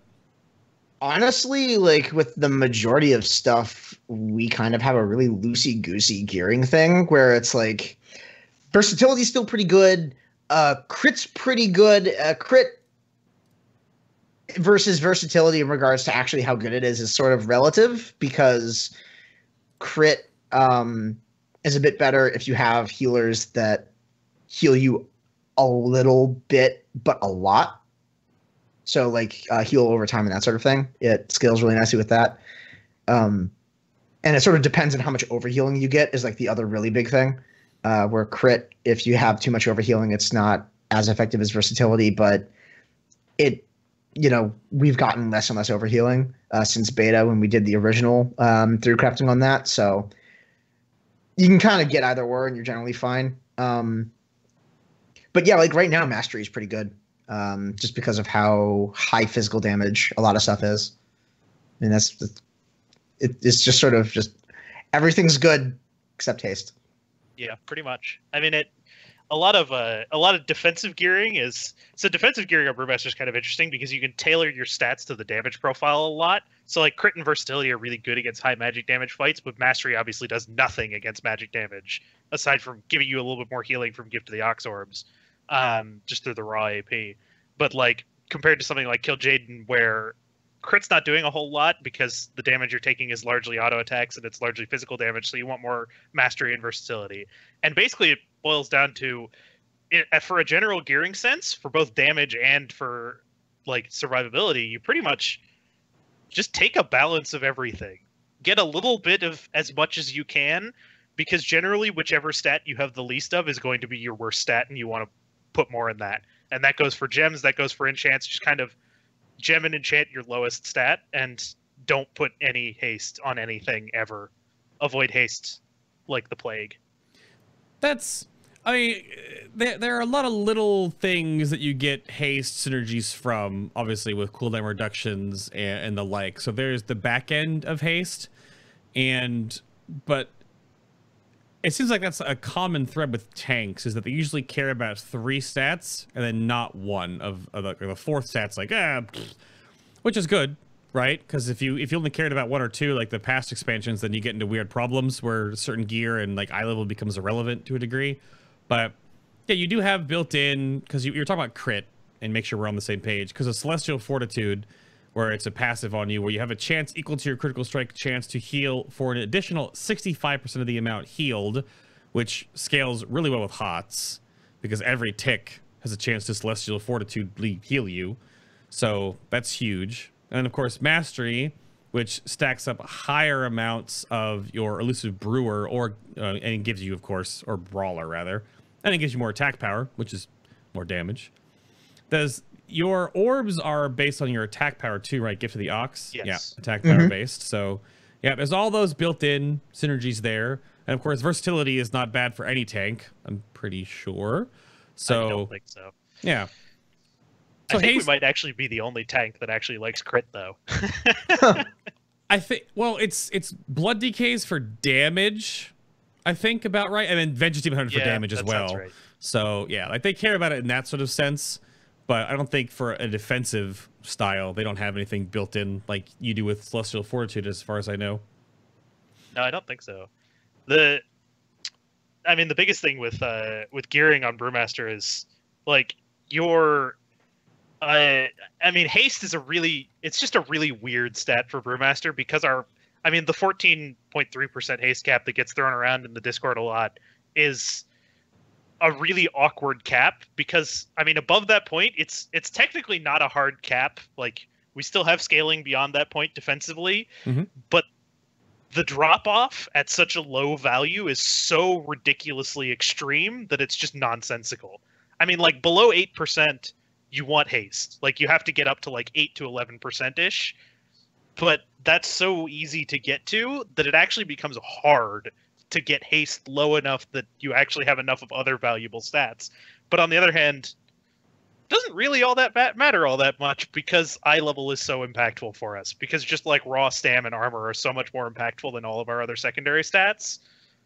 I mean, I joke about my guild that the best in slot piece is 955 anything. Doesn't really matter what's on it.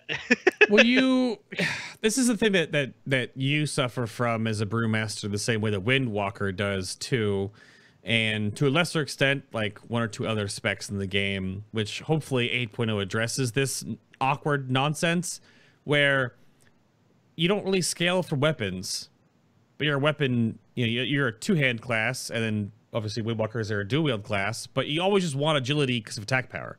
So much of your stuff shows with attack power that I had this discussion in Discord of a couple of days with a lot of my subs about like what would they do to sort of normalize that problem that so many specs either have way too much reliance on weapon damage or way too much reliance on attack power. So we'll have to wait and see what 8.0 brings, because it's either really beneficial or really bad. So maybe we'll do away with one or the other in the future. Everyone scales with weapons, everyone scales with attack power, because casters don't have that problem. They just spell into spell power. Spell power equals spell damage. That's it. But as melee classes, we have this back and forth with the two different systems that get confusing. Yeah, I didn't really talk about relics all that much, although I probably should, because relics basically boils down to we have 3 good relics, and those relics are like literally eye level agnostic. It doesn't matter what eye level they are. You want those one of those 3 traits, and that's Potent Kick, it's Hot Blooded, and it's Facepalm. Facepalm for damage, Hot Blooded for damage reduction, and Potent Kick for brew gen. Which Potent Kick is kind of the redheaded stepchild of the 3, but it's still mathematically. Technically, it's not even brew gen. It's it's purifying availability. Yeah, but it's freedom in your purifies basically. Yeah, it's like. You want defense? You want damage? Or do you want your cap to be a little bit less fuzzy? Or a little bit more fuzzy, rather? And it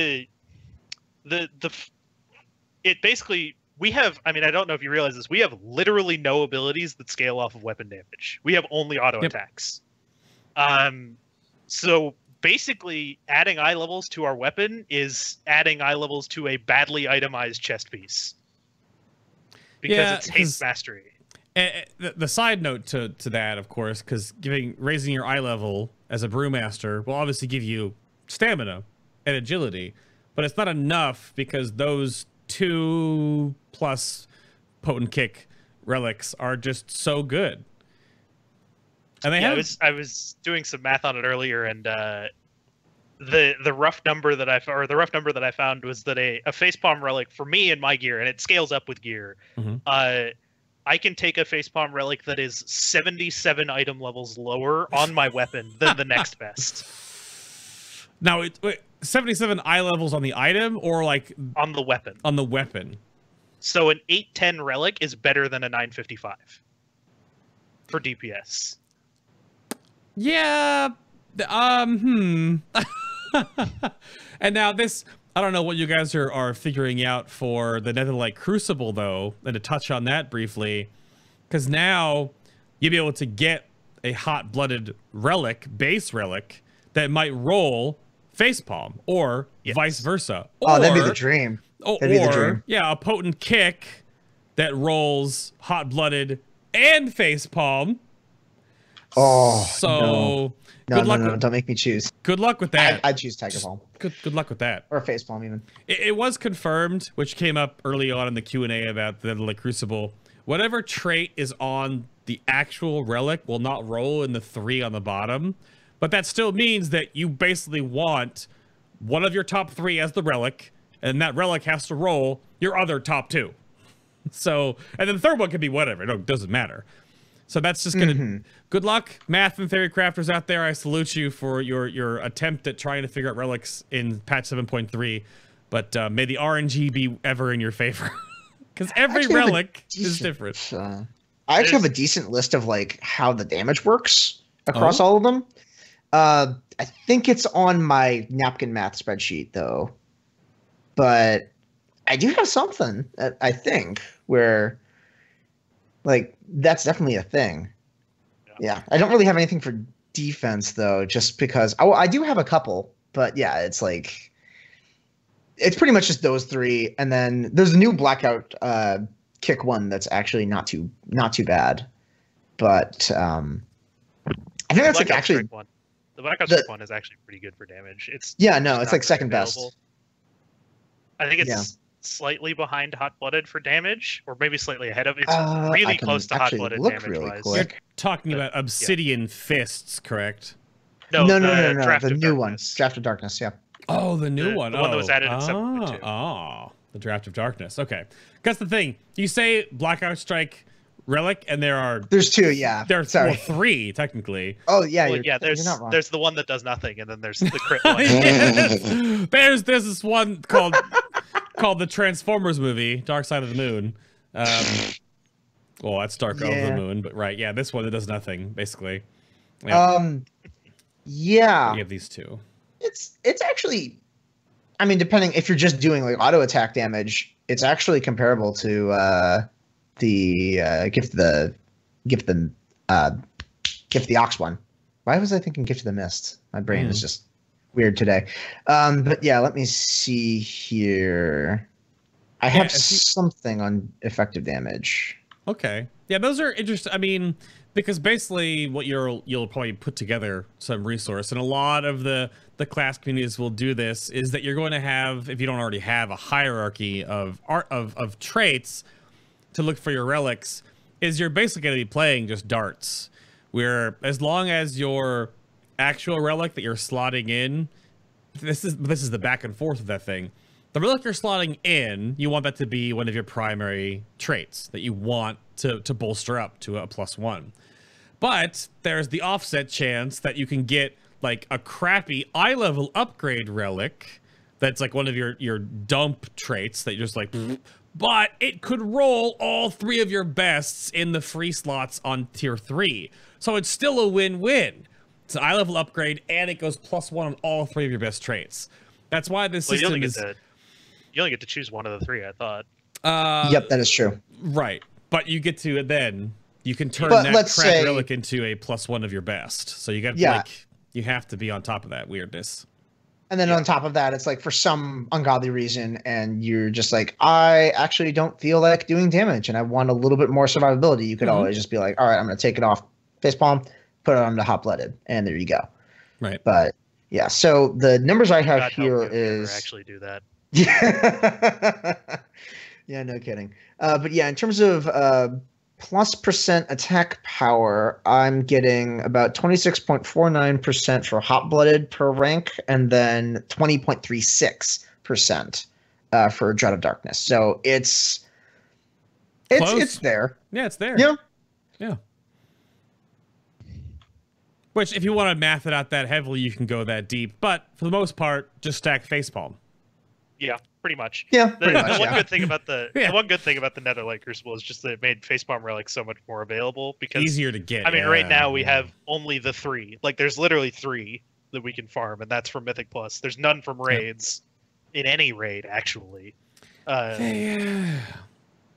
Yeah, no, like the amount you can look at my like brew guide on Wowhead, and it's just like you look at I explicitly point out all of the relevant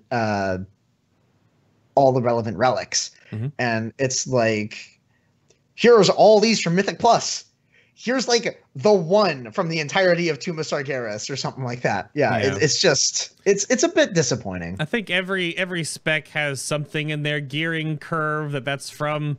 I've been pugging or running Ivajara 15s and 16s for weeks. Just try to get the only haste mastery necklace in the game because hashtag Blizzard itemization.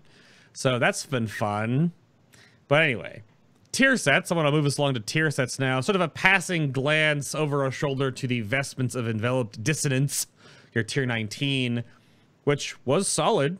But so your 2-piece was Ironskin Brew, increases your stagger by an amount additional 5%. And then your 4-piece was Tiger Palm, reduces the remaining cooldown of your brews by an additional 1 second. That stacks on top of its already base reduction. And I bring this up, obviously you used this when it was a thing, but because of eye level, I assume there's no 2-piece, 4-piece shenanigans. You're not keeping around your Ironskin Brew 2-piece, are you? Or... So the 2-piece has some like marginal use. Strictly speaking, in like a full turtle setup, like with full defensive legendaries and stuff like that, you would ideally use 4-piece tier 20 and 2-piece tier 19 at a decent eye level. But most people don't go with that because you don't need a setup that tanky for anything except really soloing Maiden Hammers is the only time I've used it. And I didn't even use 4-piece tier 20 for that. I just used the 2-piece tier 19 and the legendary helm. But that fight's kind of a special fight there. Okay. Those 2-piece and 4-piece, well, the 4-piece in particular got really, really heavily devalued by adding on the Ironskin Brew cap. It basically made it so that ridiculously excessive brew gen that we had before doesn't really matter all that much anymore. Okay. Because we don't actually gain all that many purifies, and we don't gain purifies at meaningful times. So that the 4-piece kind of lost almost all of its value, except for this Chinese turtle build that we'll talk about later, I guess. But that's kind of a... I don't personally like that build, but it is what it is. It's been talked about a lot. Okay. So then... Tier 20, then. Do you have anything to add for the tier 19 outro, or you want to move on to tier 20, Scribe? Good? No, I mean, that's pretty much it. It was a solid set. It was pretty cool. That was really it. I can't really add anything to it. It contributed to a lot of the ridiculously with Ironskin Brew. It did do that, yeah. It did do that. Because the only way you can go to 100% stagger is with the 2-piece. Right, I think math-wise on your little chart. So yeah. Yeah. Well, now yes. Yeah. Before you didn't. just needed Fort Brew.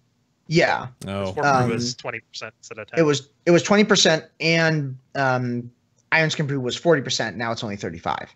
Right. Yeah. So you're decked out in tier 20 now, or if you're like me, you only got your tier 24 piece literally this reset because Maiden's funny. But Zhuen's Battle Gear, your 2-piece, you're consuming a brew has a 40% chance to generate a Gift of the Ox Healing Sphere. And your 4-piece is when the Gift of the Ox Healing Sphere is consumed, your current stagger amount is lowered by 5%. So this sort of came up before the break in a little bit of the back and forth here, but so it's RNG additional healing plus a possibility to hugely dump your stagger, which you debunked earlier because it's always 5% of current, no other nonsense or additive, parts of that. So, and how does Yuen's battle gear work in raids from your perspective, Peo? Because you're the one getting hit in the face right now. Yeah, it basically, I mean, it's a nice bonus. It's not hugely impactful. Really, the biggest benefit of it is that in the situations where you would use Expel Harm or where you need the healing, it's basically free purifying. So, I mean, the same situations where you want to use Expel Harm is usually right after a large hit or something like that. Also happen to be the same situations where you usually would want to purify. So it's just a really nice complement to how we already use our healing spheres. In addition to the fact that healing spheres can't actually be wasted, they just, when they expire, they heal you. So that also, even if you're not actively consuming them, it's still just passive reduction in damage taken. So I mean, it works out. It's actually a really nice set bonus overall. It works out to a nice amount of passive damage reduction, as well as being just an extra benefit whenever you have to use Expel Harm or after taking burst damage. That alleviated a lot of our purifying concerns with the patch. Even the set bonus, I guess, you say it works out fine if it's not something that's like super overpowered or whatever. At least you have that going for you. Because I was going to say, if there was anything wrong with this set bonus, then it's trumped by the fact that it looks real nice. Oh, it's one of my favorite monk sets in the game, actually. Like, it's so good. I think I talked about this in either the pre-show or the behind the scenes or something. I just wish they would stop doing the giant glowing balls on monk sets thing. That's our thing, man. You got to live with it. Oh, this one, we'll talk about tier 21 in a minute. The Yuen's battle gear isn't. I mean, the necklace is fine and the shoulders are good. I think the overly sized orange balls, well, at least from the mythic set, right, the blue and gold, which does look real good. On the belt is kind of those could have not been there. That's is that mythic? I think that's Alliance PvP, actually. Oh, the blue, is it really? What's the mythic coloration? The mythic one is sort of more, I want to say, Jueni. Yeah, I think it's the white one, isn't it? I don't remember. I don't use the transmog, so I don't remember what it looks like. Well, the previews we have here, I don't think we even have that's all the a colors. Normal one. Yeah, it's the normal one. I don't think I have the blue, to be honest. I don't think I have the blue. The mythic is the white one. The white and green? Because I don't have... I think it's slightly different. I don't have all of the colors, yeah. That's still really good. Remember. Regardless. Just I brought this up on the Windwalker was the first show we started talking about this, is not only do you have, like, cat claws on your gloves, you have... the first set that has like shoulder pads or elbow pads that's so wicked cool. Yeah, no, Legion's done a lot of really cool stuff with like the models and the fact that we actually have unique models that aren't just like the standard sets that we've had for a very long time. I'm really happy with it. Yeah, I don't think I have all the colors. 'Cause I think there's like 8 colors of every set right now or something ridiculous. Because there's the offset, and then there's 4 difficulties, and there's PvE, Horde, and Alliance. So, yeah. I don't think I have all the colors here, but regardless, does your beard break? I didn't notice that in your pictures, actually. Does your beard break with the... Is that why you don't like the big orbs? I deliberately do the clipped beard because it breaks so many helms on a dwarf. Oh, so you do... Oh, okay. I see. Art trolling. Yeah. Good. Yeah, that is true. That's unfortunate about those kind of aesthetics, but... Is there any other math you wanted to end cap with the tier 20 or ways to use it effectively or anything that, I mean, you talked about like standing in the wall kind of deal, because now not only can you juggle orbs with like the 35% corner tanking, because you obviously can force orbs to spawn with obstinate determination, sort of, if you're risky, but then you have the... Every time you hit a brew, you have a chance to get an orb. But those aren't the same orbs, right? No. It's a completely separate thing. Obstinate determination is... So actually, each variant of orbs essentially has their own ID. So, for example, Yeah, it gets really messy. I don't even remember the name of the Gift of the Ox trait overflow. That was it. Yeah, overflow actually, because it's basically a double orb. It actually has its own spell ID as well. So each type of orb has its own unique ID, and so they behave a little bit differently depending on the thing. It's mostly the obstinate determination one that has the unique behavior of always spawning on your right, at least in terms of what I remember. But no, they're the only ones that spawn only on the right.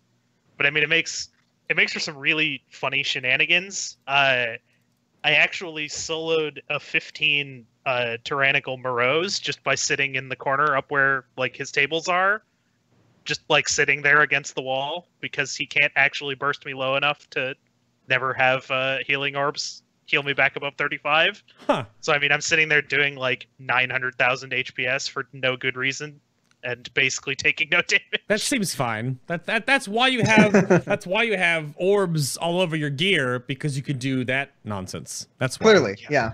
Like, slight PSA on that.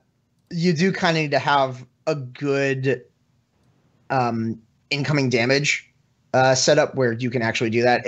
You can't just do that on everything, because you need to have the environment set up. You need to have the damage incoming enable it.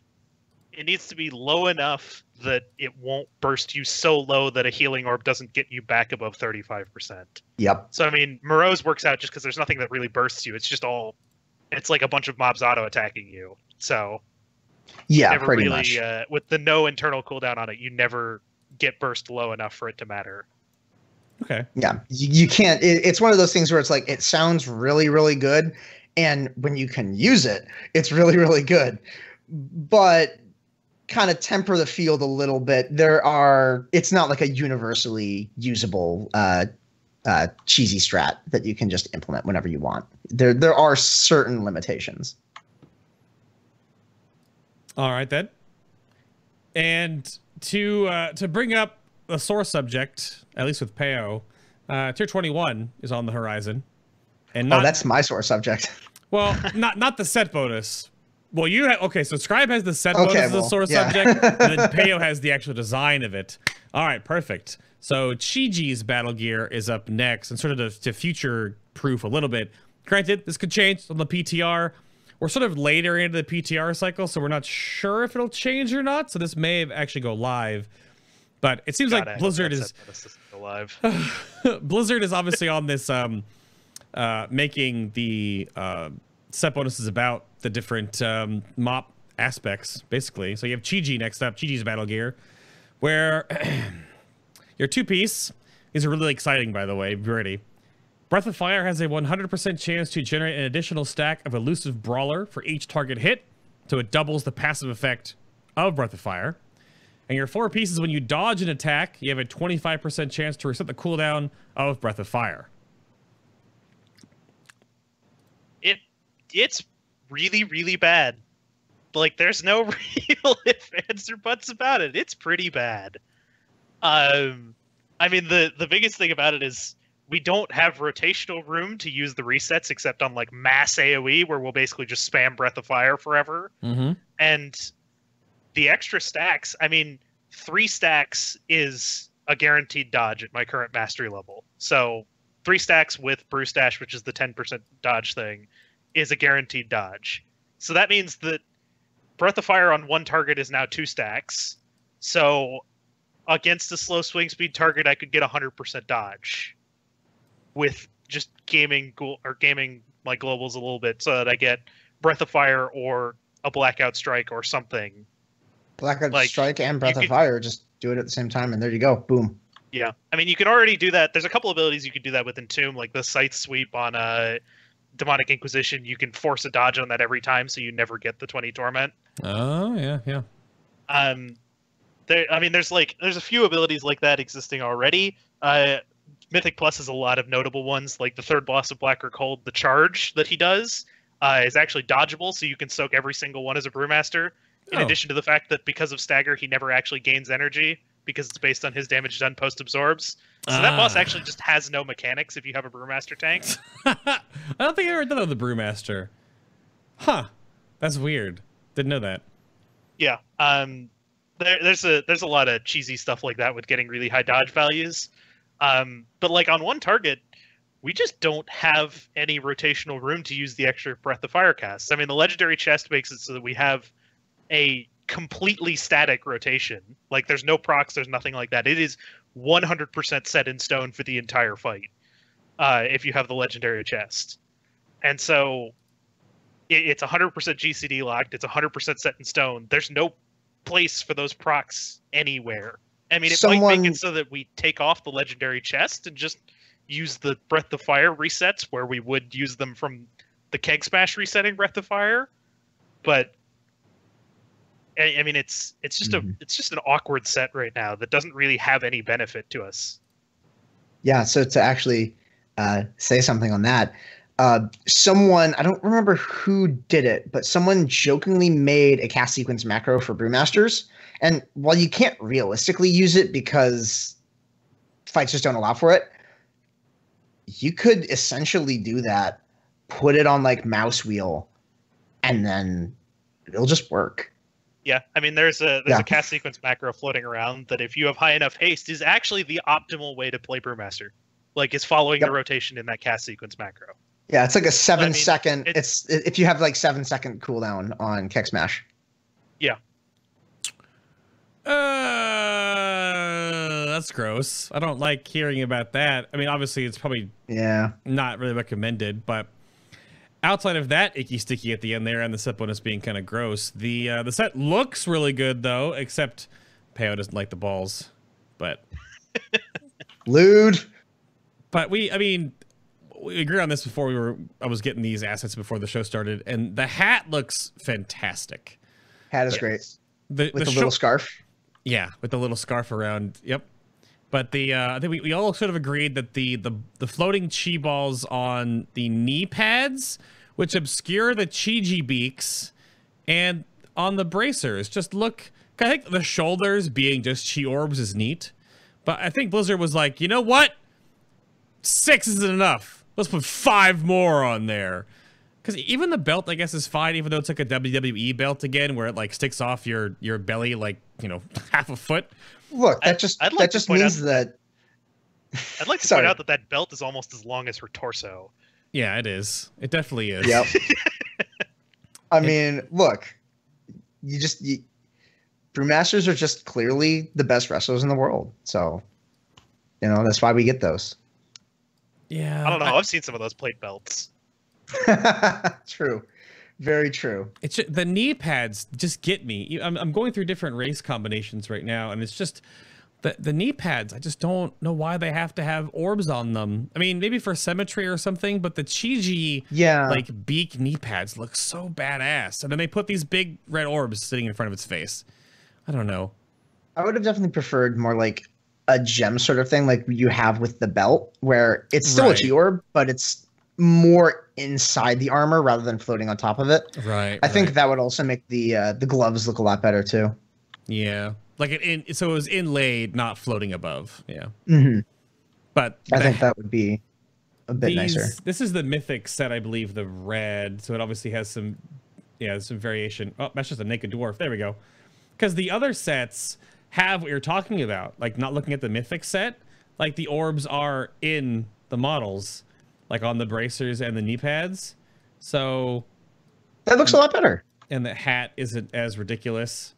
So yeah, I think that looks so much better. I showed the mythic set off first because of that. I do agree that it looks better, but I still don't like the giant orbs in the gloves and the feet there. How does an undead look, actually? I'm curious. An undead with it? Yeah. I don't know. Let's do undead male. Looks fine to me. At least the set that isn't the mythic version. His belt's got to cut into his hunched over torso a little bit, but... Yeah, actually, that looks pretty good. Like, the gloves, I felt like the gloves and the boots felt a little bit too thick on some of the models. That actually looks pretty good. Oh, I didn't notice this. Look at the boots are kind of like the knee pads don't line up the same way because they're bony knees. They're just like shin pads now. I guess that's one thing, but it's a good looking set. I think the hat is the best part of it. I think this hat's gonna stick around for a while in the monk transmog wardrobe. That's a great monk hat. It's really good. Yeah, providing you can get like good color symmetry. Actually, that would probably look really nice on top of like the Mists of Pandaria challenge mode set. You know, I think about it. Probably wouldn't look too bad. Maybe. Well, hopefully some tweaks happen to your Tier 21 before it actually goes live, because like the 2-piece functionally works, but the 4-piece is the problem. Yeah, the 4-piece is pretty much just like the 4-piece is basically a DPS boost. Let's be honest. I mean, it's not even a DPS boost on one target though. You just have nowhere to use it. No, on one target you don't have anywhere to use it, but like on multi-target, I could see the basis of an argument of saying, yeah, let's use this for DPS. But again, it's one of those things of like, hold up, let's figure that out a little bit more. So let's step back here a bit. So let's step forward instead to sort of the giant meat of this section of the show before we get to like the nitty gritty and bring in some chat questions. Peo, you want to walk me through?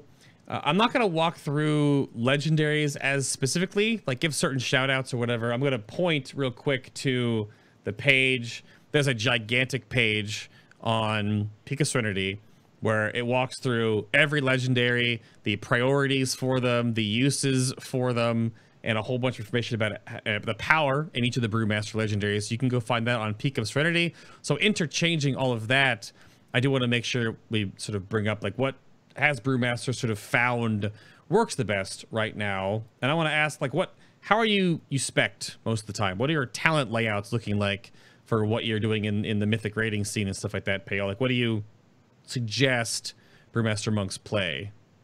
I mean, for damage, the legendaries are not even a choice. Like you pretty much use either chest shoulders or chest trinket, depending on if it's single target or AoE. Single target, you want to use chest trinket, and it also depends on what your off pieces are. Because if you have like really garbage shoulders, chest shoulders might be better on single target anyway. Okay. But I mean, those are pretty much set in stone for what's the best offensively. I also really like them just because the rotation flows a lot better with them. But that's just quality of life stuff. In terms of defensively, Jewel of the Lost Abbey is pretty much unquestionably the best defensively, except for a few specific situations like Mythic Maiden. Really, we don't have a bad legendary, except Firestone Walkers. Those are flaming hot garbage. They're a giant dumpster fire. Pretty much there's no situation where you ever want to use them. But, I mean, aside from Firestone Walkers, all of our legendaries have some situation where they are conceivably the best legendary to use. The chest is kind of lackluster defensively now, but it's still the best offensively. Shoulders don't really do anything defensively, but they're one of the best offensively. And everything else is, at the very least, situationally strong, which I think is better than most classes can say. We really only have one that's kind of like a trash tier legendary. Yeah. In terms of talents and stuff like that. Yeah. I mean, Blackout combo is pretty much the standard. High Tolerance is the defensive option in that row. Everything else is pretty much set in stone. The talent builds that are on Peak of Serenity are pretty much the standard. You run either in the last tier, you run either Blackout combo or High Tolerance. High Tolerance being a great damage smoothing talent, but you give up a lot of DPS for it. So I mean, it's a trade-off. The both of them are. Their High Tolerance hasn't really been needed on a lot of Frog after the first like 2 weeks. Once I got a little bit of gear, I haven't really felt that much need for it. There's definitely arguments to be made for it when you're under geared and things like that. It's by no means a bad talent. It's just I haven't felt the need to play more defensively, except on like Mythic Maiden again, where you're solo soaking hammers, but that's a special case. I don't remember if I logged out in my Maiden gear, but I'm pretty sure I logged out in pretty much the standard gear that I use for everything, which doesn't really change that much, which is basically just 4-piece tier 20 shoulders and chest. Because, I mean, by and large, you don't need the defensive options right now. They're strong, but our baseline damage mitigation and baseline damage smoothing is so powerful that you don't really need them. As I'm looking at the talent tree right here, the other thing is just changing between Mystic Vitality and Dampen Harm depending on the damage profile and what's going on. but that's a fight to fight change. That's not really a play style thing. Mm-hmm. So what else fills in the other gaps then? Like what's your build you're running right now, for example? Eye of the Tiger, and then the second row pretty much just run whatever you like, whichever is best. I prefer Chi Torpedo, but I mean, some people like Tigers less, some people like Celerity. There's not really the best option among them. They don't call it spin to win for nothing. Yeah. If you have a Blood DK, you take Tigers less. Otherwise, you yeah. That's the way it goes. Mm-hmm. Yeah. In the next talent row, you take Black Ox Brew in pretty much every single situation. Gift of the Mist has a place obviously in the turtle build, but the turtle build is not really needed anywhere this tier. The tier with Ring of Peace and Black Ox Statue and Leg Sweep and that stuff is just situational. It's just depending on what you need. Usually you just default to Black Ox Statue because it's pretty useful in most situations. But I mean, Ring of Peace and Leg Sweep both have their uses. They're just depending on what you want. Do you want a stun? Do you want a displacement? Do you want grouping for mobs? And Rushing Jade Wind is the best talent in almost all situations, except if a fight is 45 seconds or less, then you take Angry Dave because his burst damage is a little insane. Oh. So short. But I mean, okay. Not many fights are 45 seconds or less. Sure. I mean, so like Mythic Plus and stuff like that, though, you know, Angry Dave, I suppose, has use there, but after that... But I mean, in Mythic Plus, Tyrannical, maybe. Yeah, in Mythic Plus, you'd usually take Rushing Jade Wind anyway, just for the trash damage. That's true, too. Yeah. Definitely. It's pretty much just like face-rolling old content. You'd use it if you're, for whatever reason, chasing ranks in, like, Emerald Nightmare now. But I mean, they're pretty much that build is set in stone. Okay. You don't really change it that much aside from Mystic Vitality or Dampen Harm and Blackout Combo or High Tolerance. So Eye of the Tiger still remains the go-to.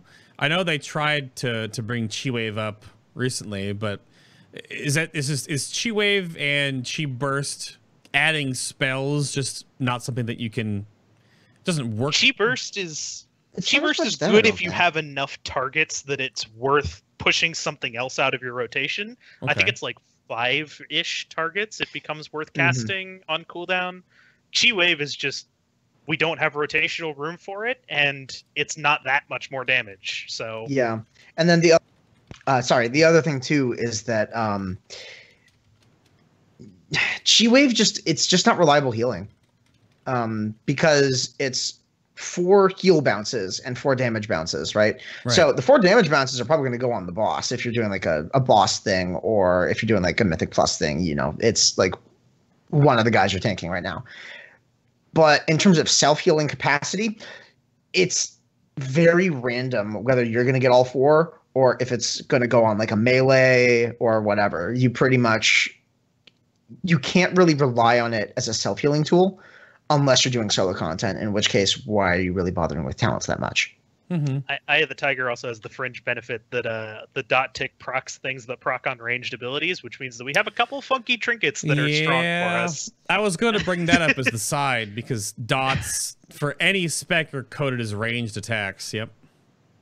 Yeah, so we have Breath of Fire and Keg Smash and Eye of the Tiger that'll proc any trinket that procs on ranged ability. So actually, like the Deteriorated Construct Core from Karazhan is one of our best trinkets on AoE. I've heard about that. Another one is actually Spectral Thurible, and there's a couple funky trinkets for Brewmaster that end up being really strong for damage for non-intuitive reasons. You could, essentially, you could also use a Aran's Relaxing Ruby then. Yeah, that actually was best until they nerfed it.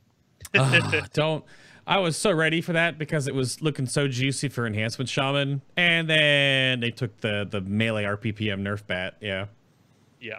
Yep, the blanket like modifier RPPM nerfs, because obviously it works just fine procking wise because of the abilities that count for it, but yep, too bad. Oh, I have a whole big that's kind of the RPPM nerfs and the nerfs for specs that aren't quote unquote supposed to use those trinkets is kind of a sore subject for me, because it means the tanks really have no good trinkets from any raid right now. That I mean, you really be right into trinkets here, right? And I put in here as I ask every single tank, and it's listed. There's information about this, of course, on Peak of Serenity. But to get your opinions on this, is the meta for tanks, at least in Brewmaster's case, still just like Dark Moon deck and then a stats deck, or I guess Dark Moon deck and Archimon? Is that? It's. I mean, our two I don't best, think so as much anymore. Like our two best. it used to be, but yeah.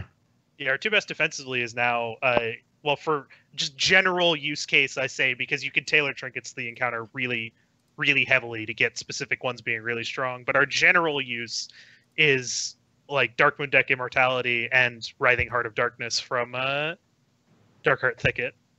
Because it just, I mean, Rushing Jadewind means that we have so many dots and so many other things that we basically have permanent 3 stacks on every target. Oh, the tooltip for Writhing Heart of Darkness is kind of broken. So it says your damaging critical strikes reduce the damage the target deals to you by a percentage for 6 seconds up to 3 stacks. Yeah, at 9/10, I think it's 8.2%, which is pretty substantial.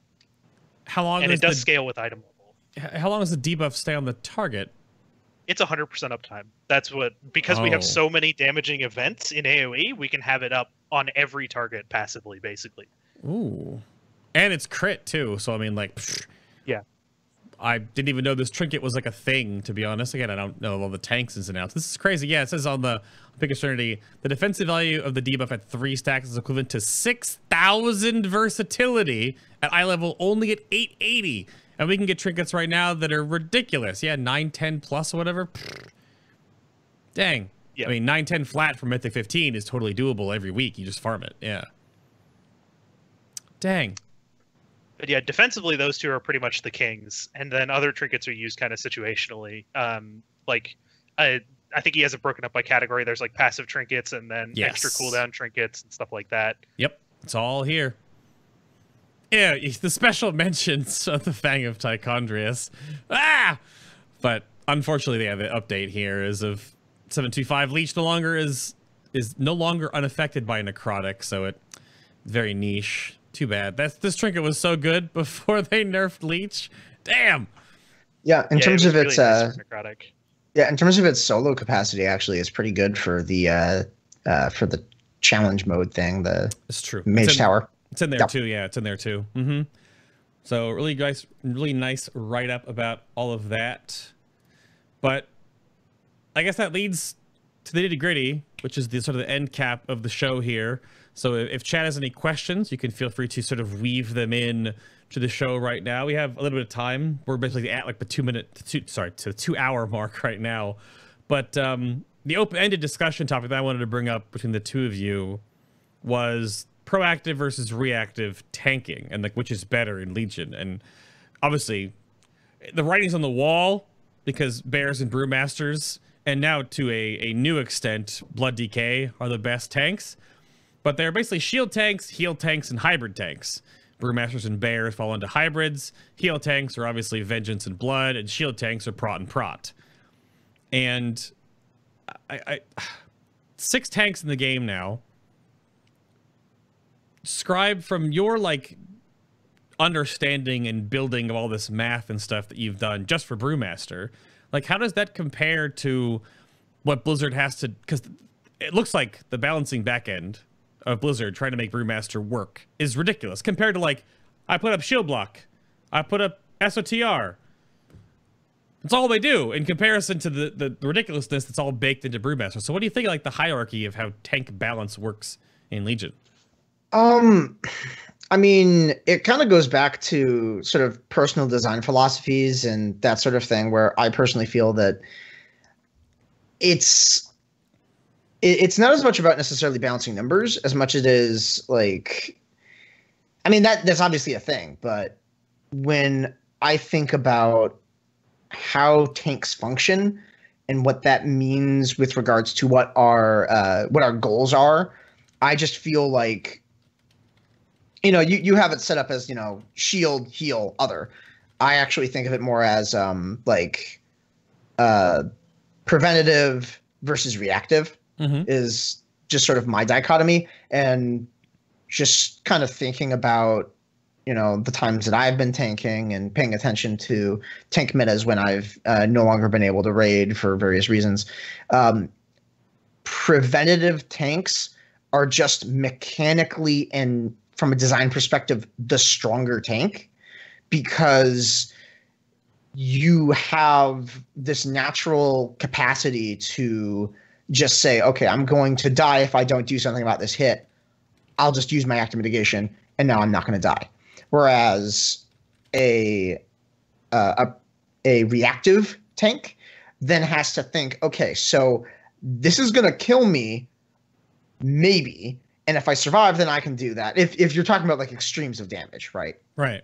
But it's a thing of like, as a tank, my job is to smooth out my damage as much as possible so that I'm easy to heal and so that healers can then focus on the raid. I feel like I can do that job far easier if I'm then actually smoothing that damage as opposed to being able to heal through it. And blood DKs are obviously really strong right now, but I think that's more of in spite of their kit rather than because of it, if that makes any sense. Yeah, I would kind of agree on that point. I think that a lot of the problems with tank balance right now comes down to each spec has pretty clearly defined strengths and weaknesses, and where the kind of perceived overpowered specs come out is, I mean, we talked about bears in the behind the scenes podcast. The reason the bears are so strong right now is the bears don't really have a defined weakness that exists in current fight design. I mean, ostensibly their weakness is high sustained magic damage with the loss of Mark of Ursel, but there's no fight where that happens, so that we're left in a situation where bears don't have a real weakness in current fight design, so they're just kind of strong at everything. And when the encounters all play to the strengths of one tank versus the other, I feel like encounter design is a lot more impactful on tank balance than on any other spec, really. I mean, there's a few outliers, like Shadow Priests really suffer from movement fights, but by and large, tank design and damage profiles and things like that are really, really, like, tank design and encounter design have a really heavy interplay that I don't think, I mean, it feels like this tier in particular, Blizzard has not really been great at communicating between those two teams and kind of making it so that every tank has fights that they are maybe stronger at and weaker at others. I mean, this tier is obviously better than Nighthold. Nighthold had really heavy extremes because of all the magic damage. But I mean, it's the reason that that one tank generally becomes stronger than the others is not even necessarily because of numbers reasons. I mean, Blood DK is kind of strong in spite of their weaknesses because their numbers are really high right now. Their self-healing is really high. Their effective health is really high. Yep. So that's kind of a case where numbers have kind of trumped design a little bit. But by and large, like, the reason the Brewmasters aren't absurd right now is because there's no fight like Mythic Odin where there's a single huge tank hit that has to be mitigated. I mean, Felclaws to an extent, but Felclaws is spread out enough that it's still threatening to a Brewmaster. It's actually really nice in that regard from a design perspective, and I really like it. But, like, if there was another fight, say, in the next tier where you had, like, Lei Shen's Decimate or whatever it was, or Mythic Odin's Spear, you'll suddenly see Brewmasters shooting up in priority for the entire tier because you want one for that last boss. Okay. Yeah, that brings like a chat question right into this one, is how do you handle Felclaws? That are suggestions for handling Felclaws, because that always comes up. Like, you brought up those huge immediate ones, but then Felclaws is the new hotness, end tier boss. Is there anything you can give out there to Brewmasters that may be having trouble with that mechanic? There's kind of two ways to deal with it, and it depends on the comfort of your healers and the comfort of you as a player and your gear level and stuff like that. I mean, absolutely, if you're struggling with the fight, run Darkmoon Deck Immortality. It's a disgusting trinket, a truly disgusting trinket for that fight. But aside from that, depending on your level of comfort and things like that, you would absolutely run Dampen Harm regardless, because you can Dampen Harm every other set of Felclaws throughout the fight, pretty much. I think it's every other or every third. I forget how it works out, but the intermissions make it kind of fuzzy. Plan out your cooldowns in advance. That's just a general tank thing. So plan out your cooldowns, run Dampen Harm for the extra cooldown, And depending on what your last tier talent is, changes how you handle it a bit. With high tolerance, you have a bit more purifying power available because of the extra haste. So make sure you obviously keep Iron Skin Brew up and purify at the third, like basically the third and fifth hits. You basically want to purify after those to kind of smooth out the damage intake. I mean, healers obviously need to be on the ball through the whole thing. But the other one is if your healers are strong and can give you a lot of on-demand healing throughout Foulclaws, running Blackout combo and actually pausing your stagger for the fourth and fifth hits of Foulclaws and then purifying after the fifth. So you take the third and then right before the fourth, you would Blackout Strike Iron Skin Brew. That pauses your stagger ticks for the next two hits. So you're still accumulating stagger, but it's not actually ticking on you for damage. And then after the fifth one, you would purify after that to deal with it. Ooh, okay. So there's kind of two ways to deal with it. I'm obviously at this point going for damage because I'm pretty heavily overgeared for it. Right. So I just run Blackout combo on it. That's a weird mechanic too. We didn't really talk a lot about the Blackout combo pausing stagger like windows. That's a neat one to bring up, yeah. Because I believe Kil'jaeden's got is he a 1.8 second swing timer? It's not it's 2 seconds. Is it 2 is 2 seconds hard? Okay. So I heard it was like right under 2, but it might have been a latency thing or like intermittency in that. So yeah, if you pause on the fourth, the fifth hits you and you still don't have stagger damage ticking, so then yeah, you could purify right after that. That's neat. Yeah, so it makes the mechanic a lot easier to handle because the fourth and fifth are basically where all of the threatening damage of it come in. I mean, Blood DKs do a similar thing with Rune Tap on the fourth and fifth. Okay. How about... Oh, well, we answered that earlier about why the Ox statue is called Dave, so you can peek that early if you've missed it. But we didn't go over what is the Chinese build that has come up. So this is... Yeah, this has come up in the Discord a lot. This is a... So there's kind of an Asian meta that's different from the US and European meta for Brewmasters. Mm-hmm. I personally don't like this build. I don't think it plays well to Brew strengths, but basically what the build is it's focused around really ridiculous amounts of brew generation and a ton of purifying. So you actually run T19 4-set and T22 piece, and you run Black Ox Brew, High Tolerance, and really high haste and triple potent kick relics. So you get a ton of purifies throughout the fight. And you run the legendary belt that heals you whenever you purifying brew for a portion of the purified damage. It's meant to be a really, really, I mean, turtle-focused build. I personally really don't like it. I don't think it actually plays to Brewmaster strengths really well because it kind of the amount of purifying that you actually do inherently unbalances are normally very even damage intake. So even though it's lower, it tends to be less consistent and less predictable, which is why I don't like it. Although it is really, really strong at dealing with high bursts of damage. So it does have some merit. It's just not something that I think has a place in current fight design or in current really in tune. Okay. It's funny that I don't know if... I guess I don't keep a finger on the pulse in that regard to hear about that stuff. I guess the tanking shenanigans that other regions may build, mostly the Asian regions of the game, might be a little more prevalent in, like, you know, eyebrow raising than a DPS one, because normally DPS just comes down to numbers and you just talent build these legendaries, etc.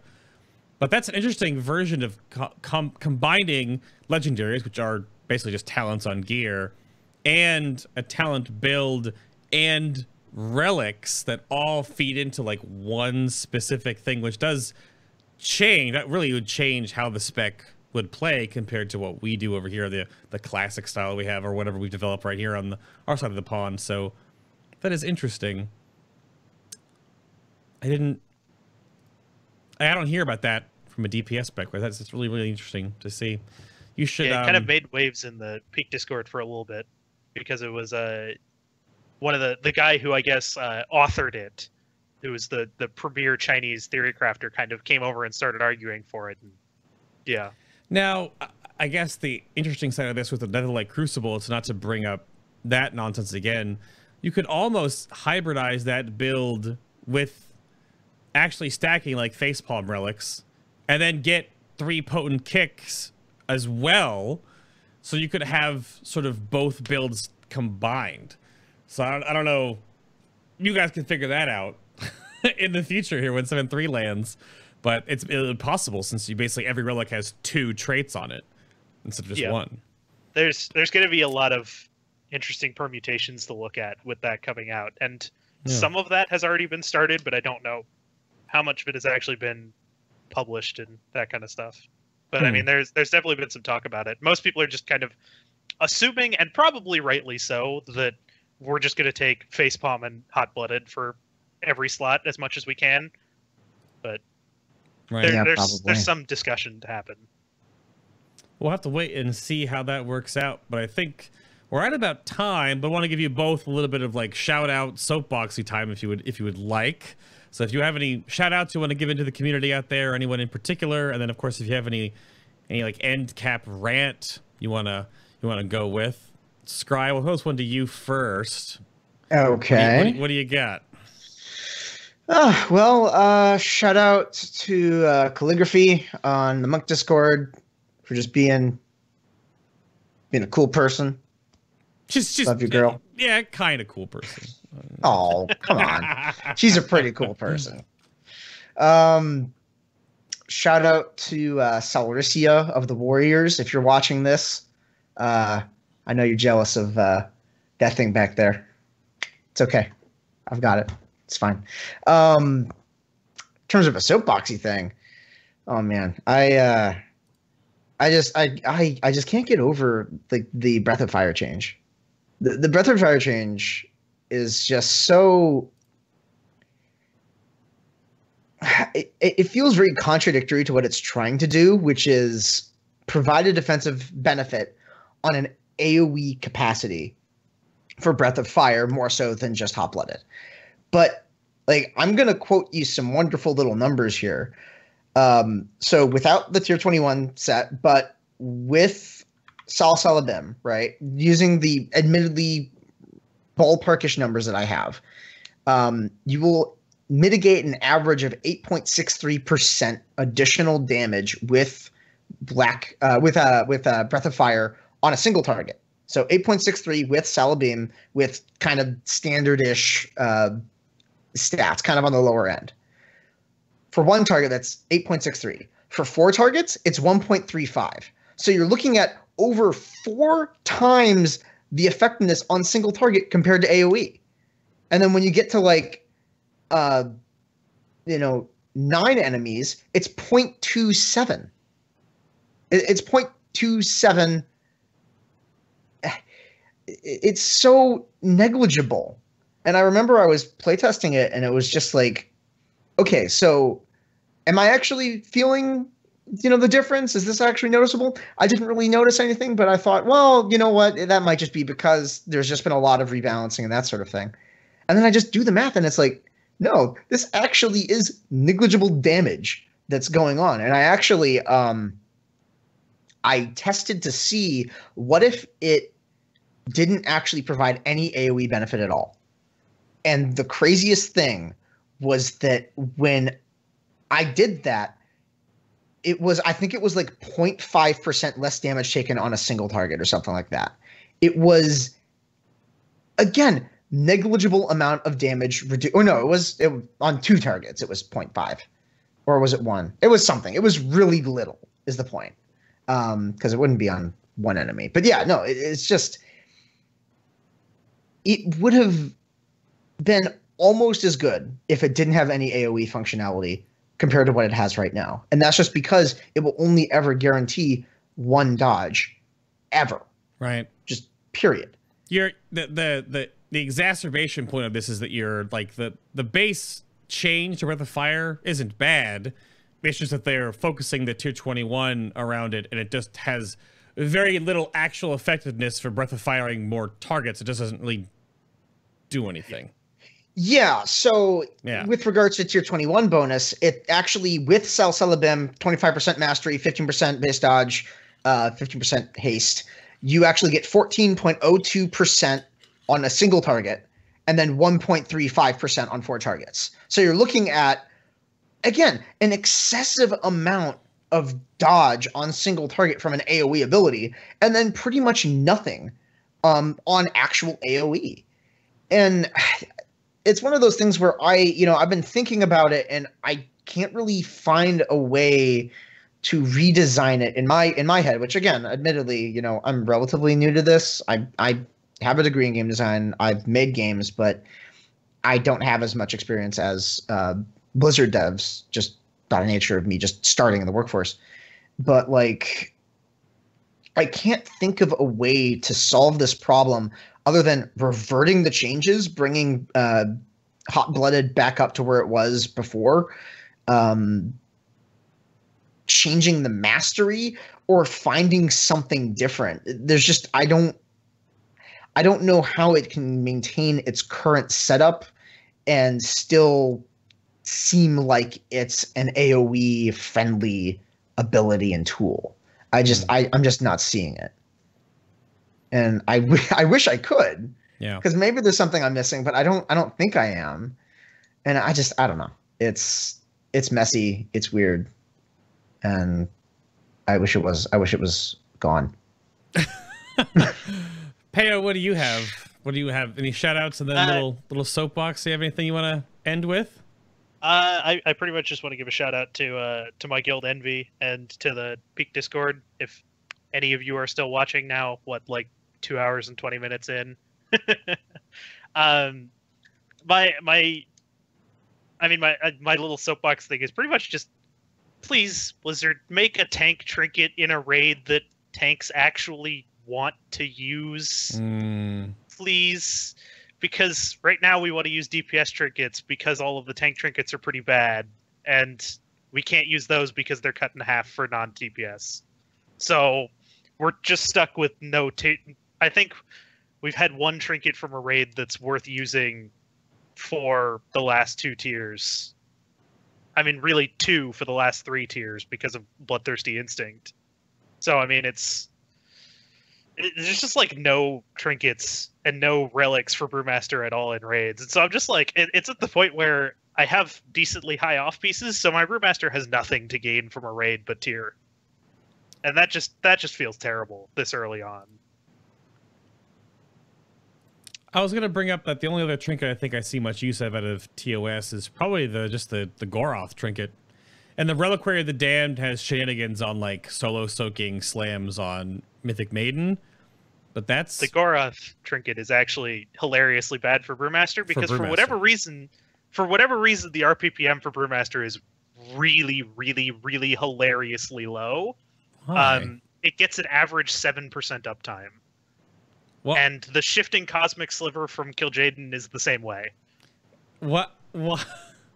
Specifically Brewmaster. Specifically Brewmaster has just an absurdly low proc rate on it for some reason. Well, that's stupid. I didn't know that, but that's just, I thought like all the tanks would have the similar RPPMs on that flat armor bonus. So, but no. Every other tank gets about 25% uptime, and Brewmaster gets about 7. Well, that goes back to the original part of the opening of the show where we talked about Stagger for like 15 minutes, probably. But I think after all of that, it is time to slam down this button. So thank you all very much for tuning in to episode number 152 of Final Boss TV. Again, there's a slight hiatus coming up. So if you want more podcasts, check out the Patreon page down below. Check out the YouTube channel if you've missed any past shows. But around the table, real quick again, there's Peo, who you can try pronouncing his full name, but don't worry about it. You can go talk to him in Discord at the full name, just don't say it. But thank you very much for being on the show today, sir, and showing all of your opinions on all the things. I appreciate your time. Thank you very much. Thank you for having me. And then there is Scribe over here. You can check out his guides, math, and other such nonsense in the Discord. Or, of course, hit him up on Twitter at BrewingScribe, all one word. And thank you as well for putting all the time and effort into making those things, like the Google documents. You see this? Chad, did you see this at the beginning of the show? What is this? What is this? Where's this one? Yeah, this is the end of the show. I'm just gonna keep scrolling. Wait, there we go. You're doing that. What is boy. this? But yeah, thank you very much for that. I'm sure all the brewmasters out there really appreciate your hard work. So thank you for being on the show today as well, sir. Appreciate it. Yeah, no, thank you. It's been a pleasure. But that's going to wrap it up for this episode. Again, there's no show next week or a few Sundays after that. There will be like YouTube videos and discussions coming out, and the new like Bay Talks With series as I build some of those. It's kind of like mini shows, basically.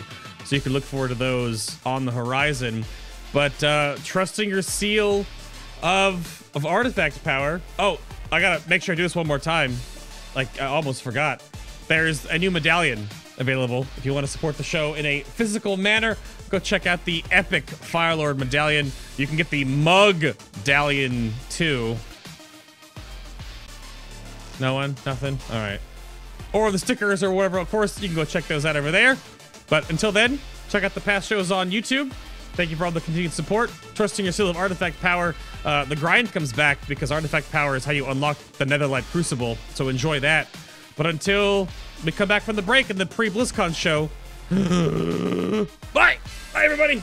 Bye! Wait, bye at them, Scribe. They can't see Peo because he's off camera. There you go. Look at that. Oh, Trust me, that is a wave.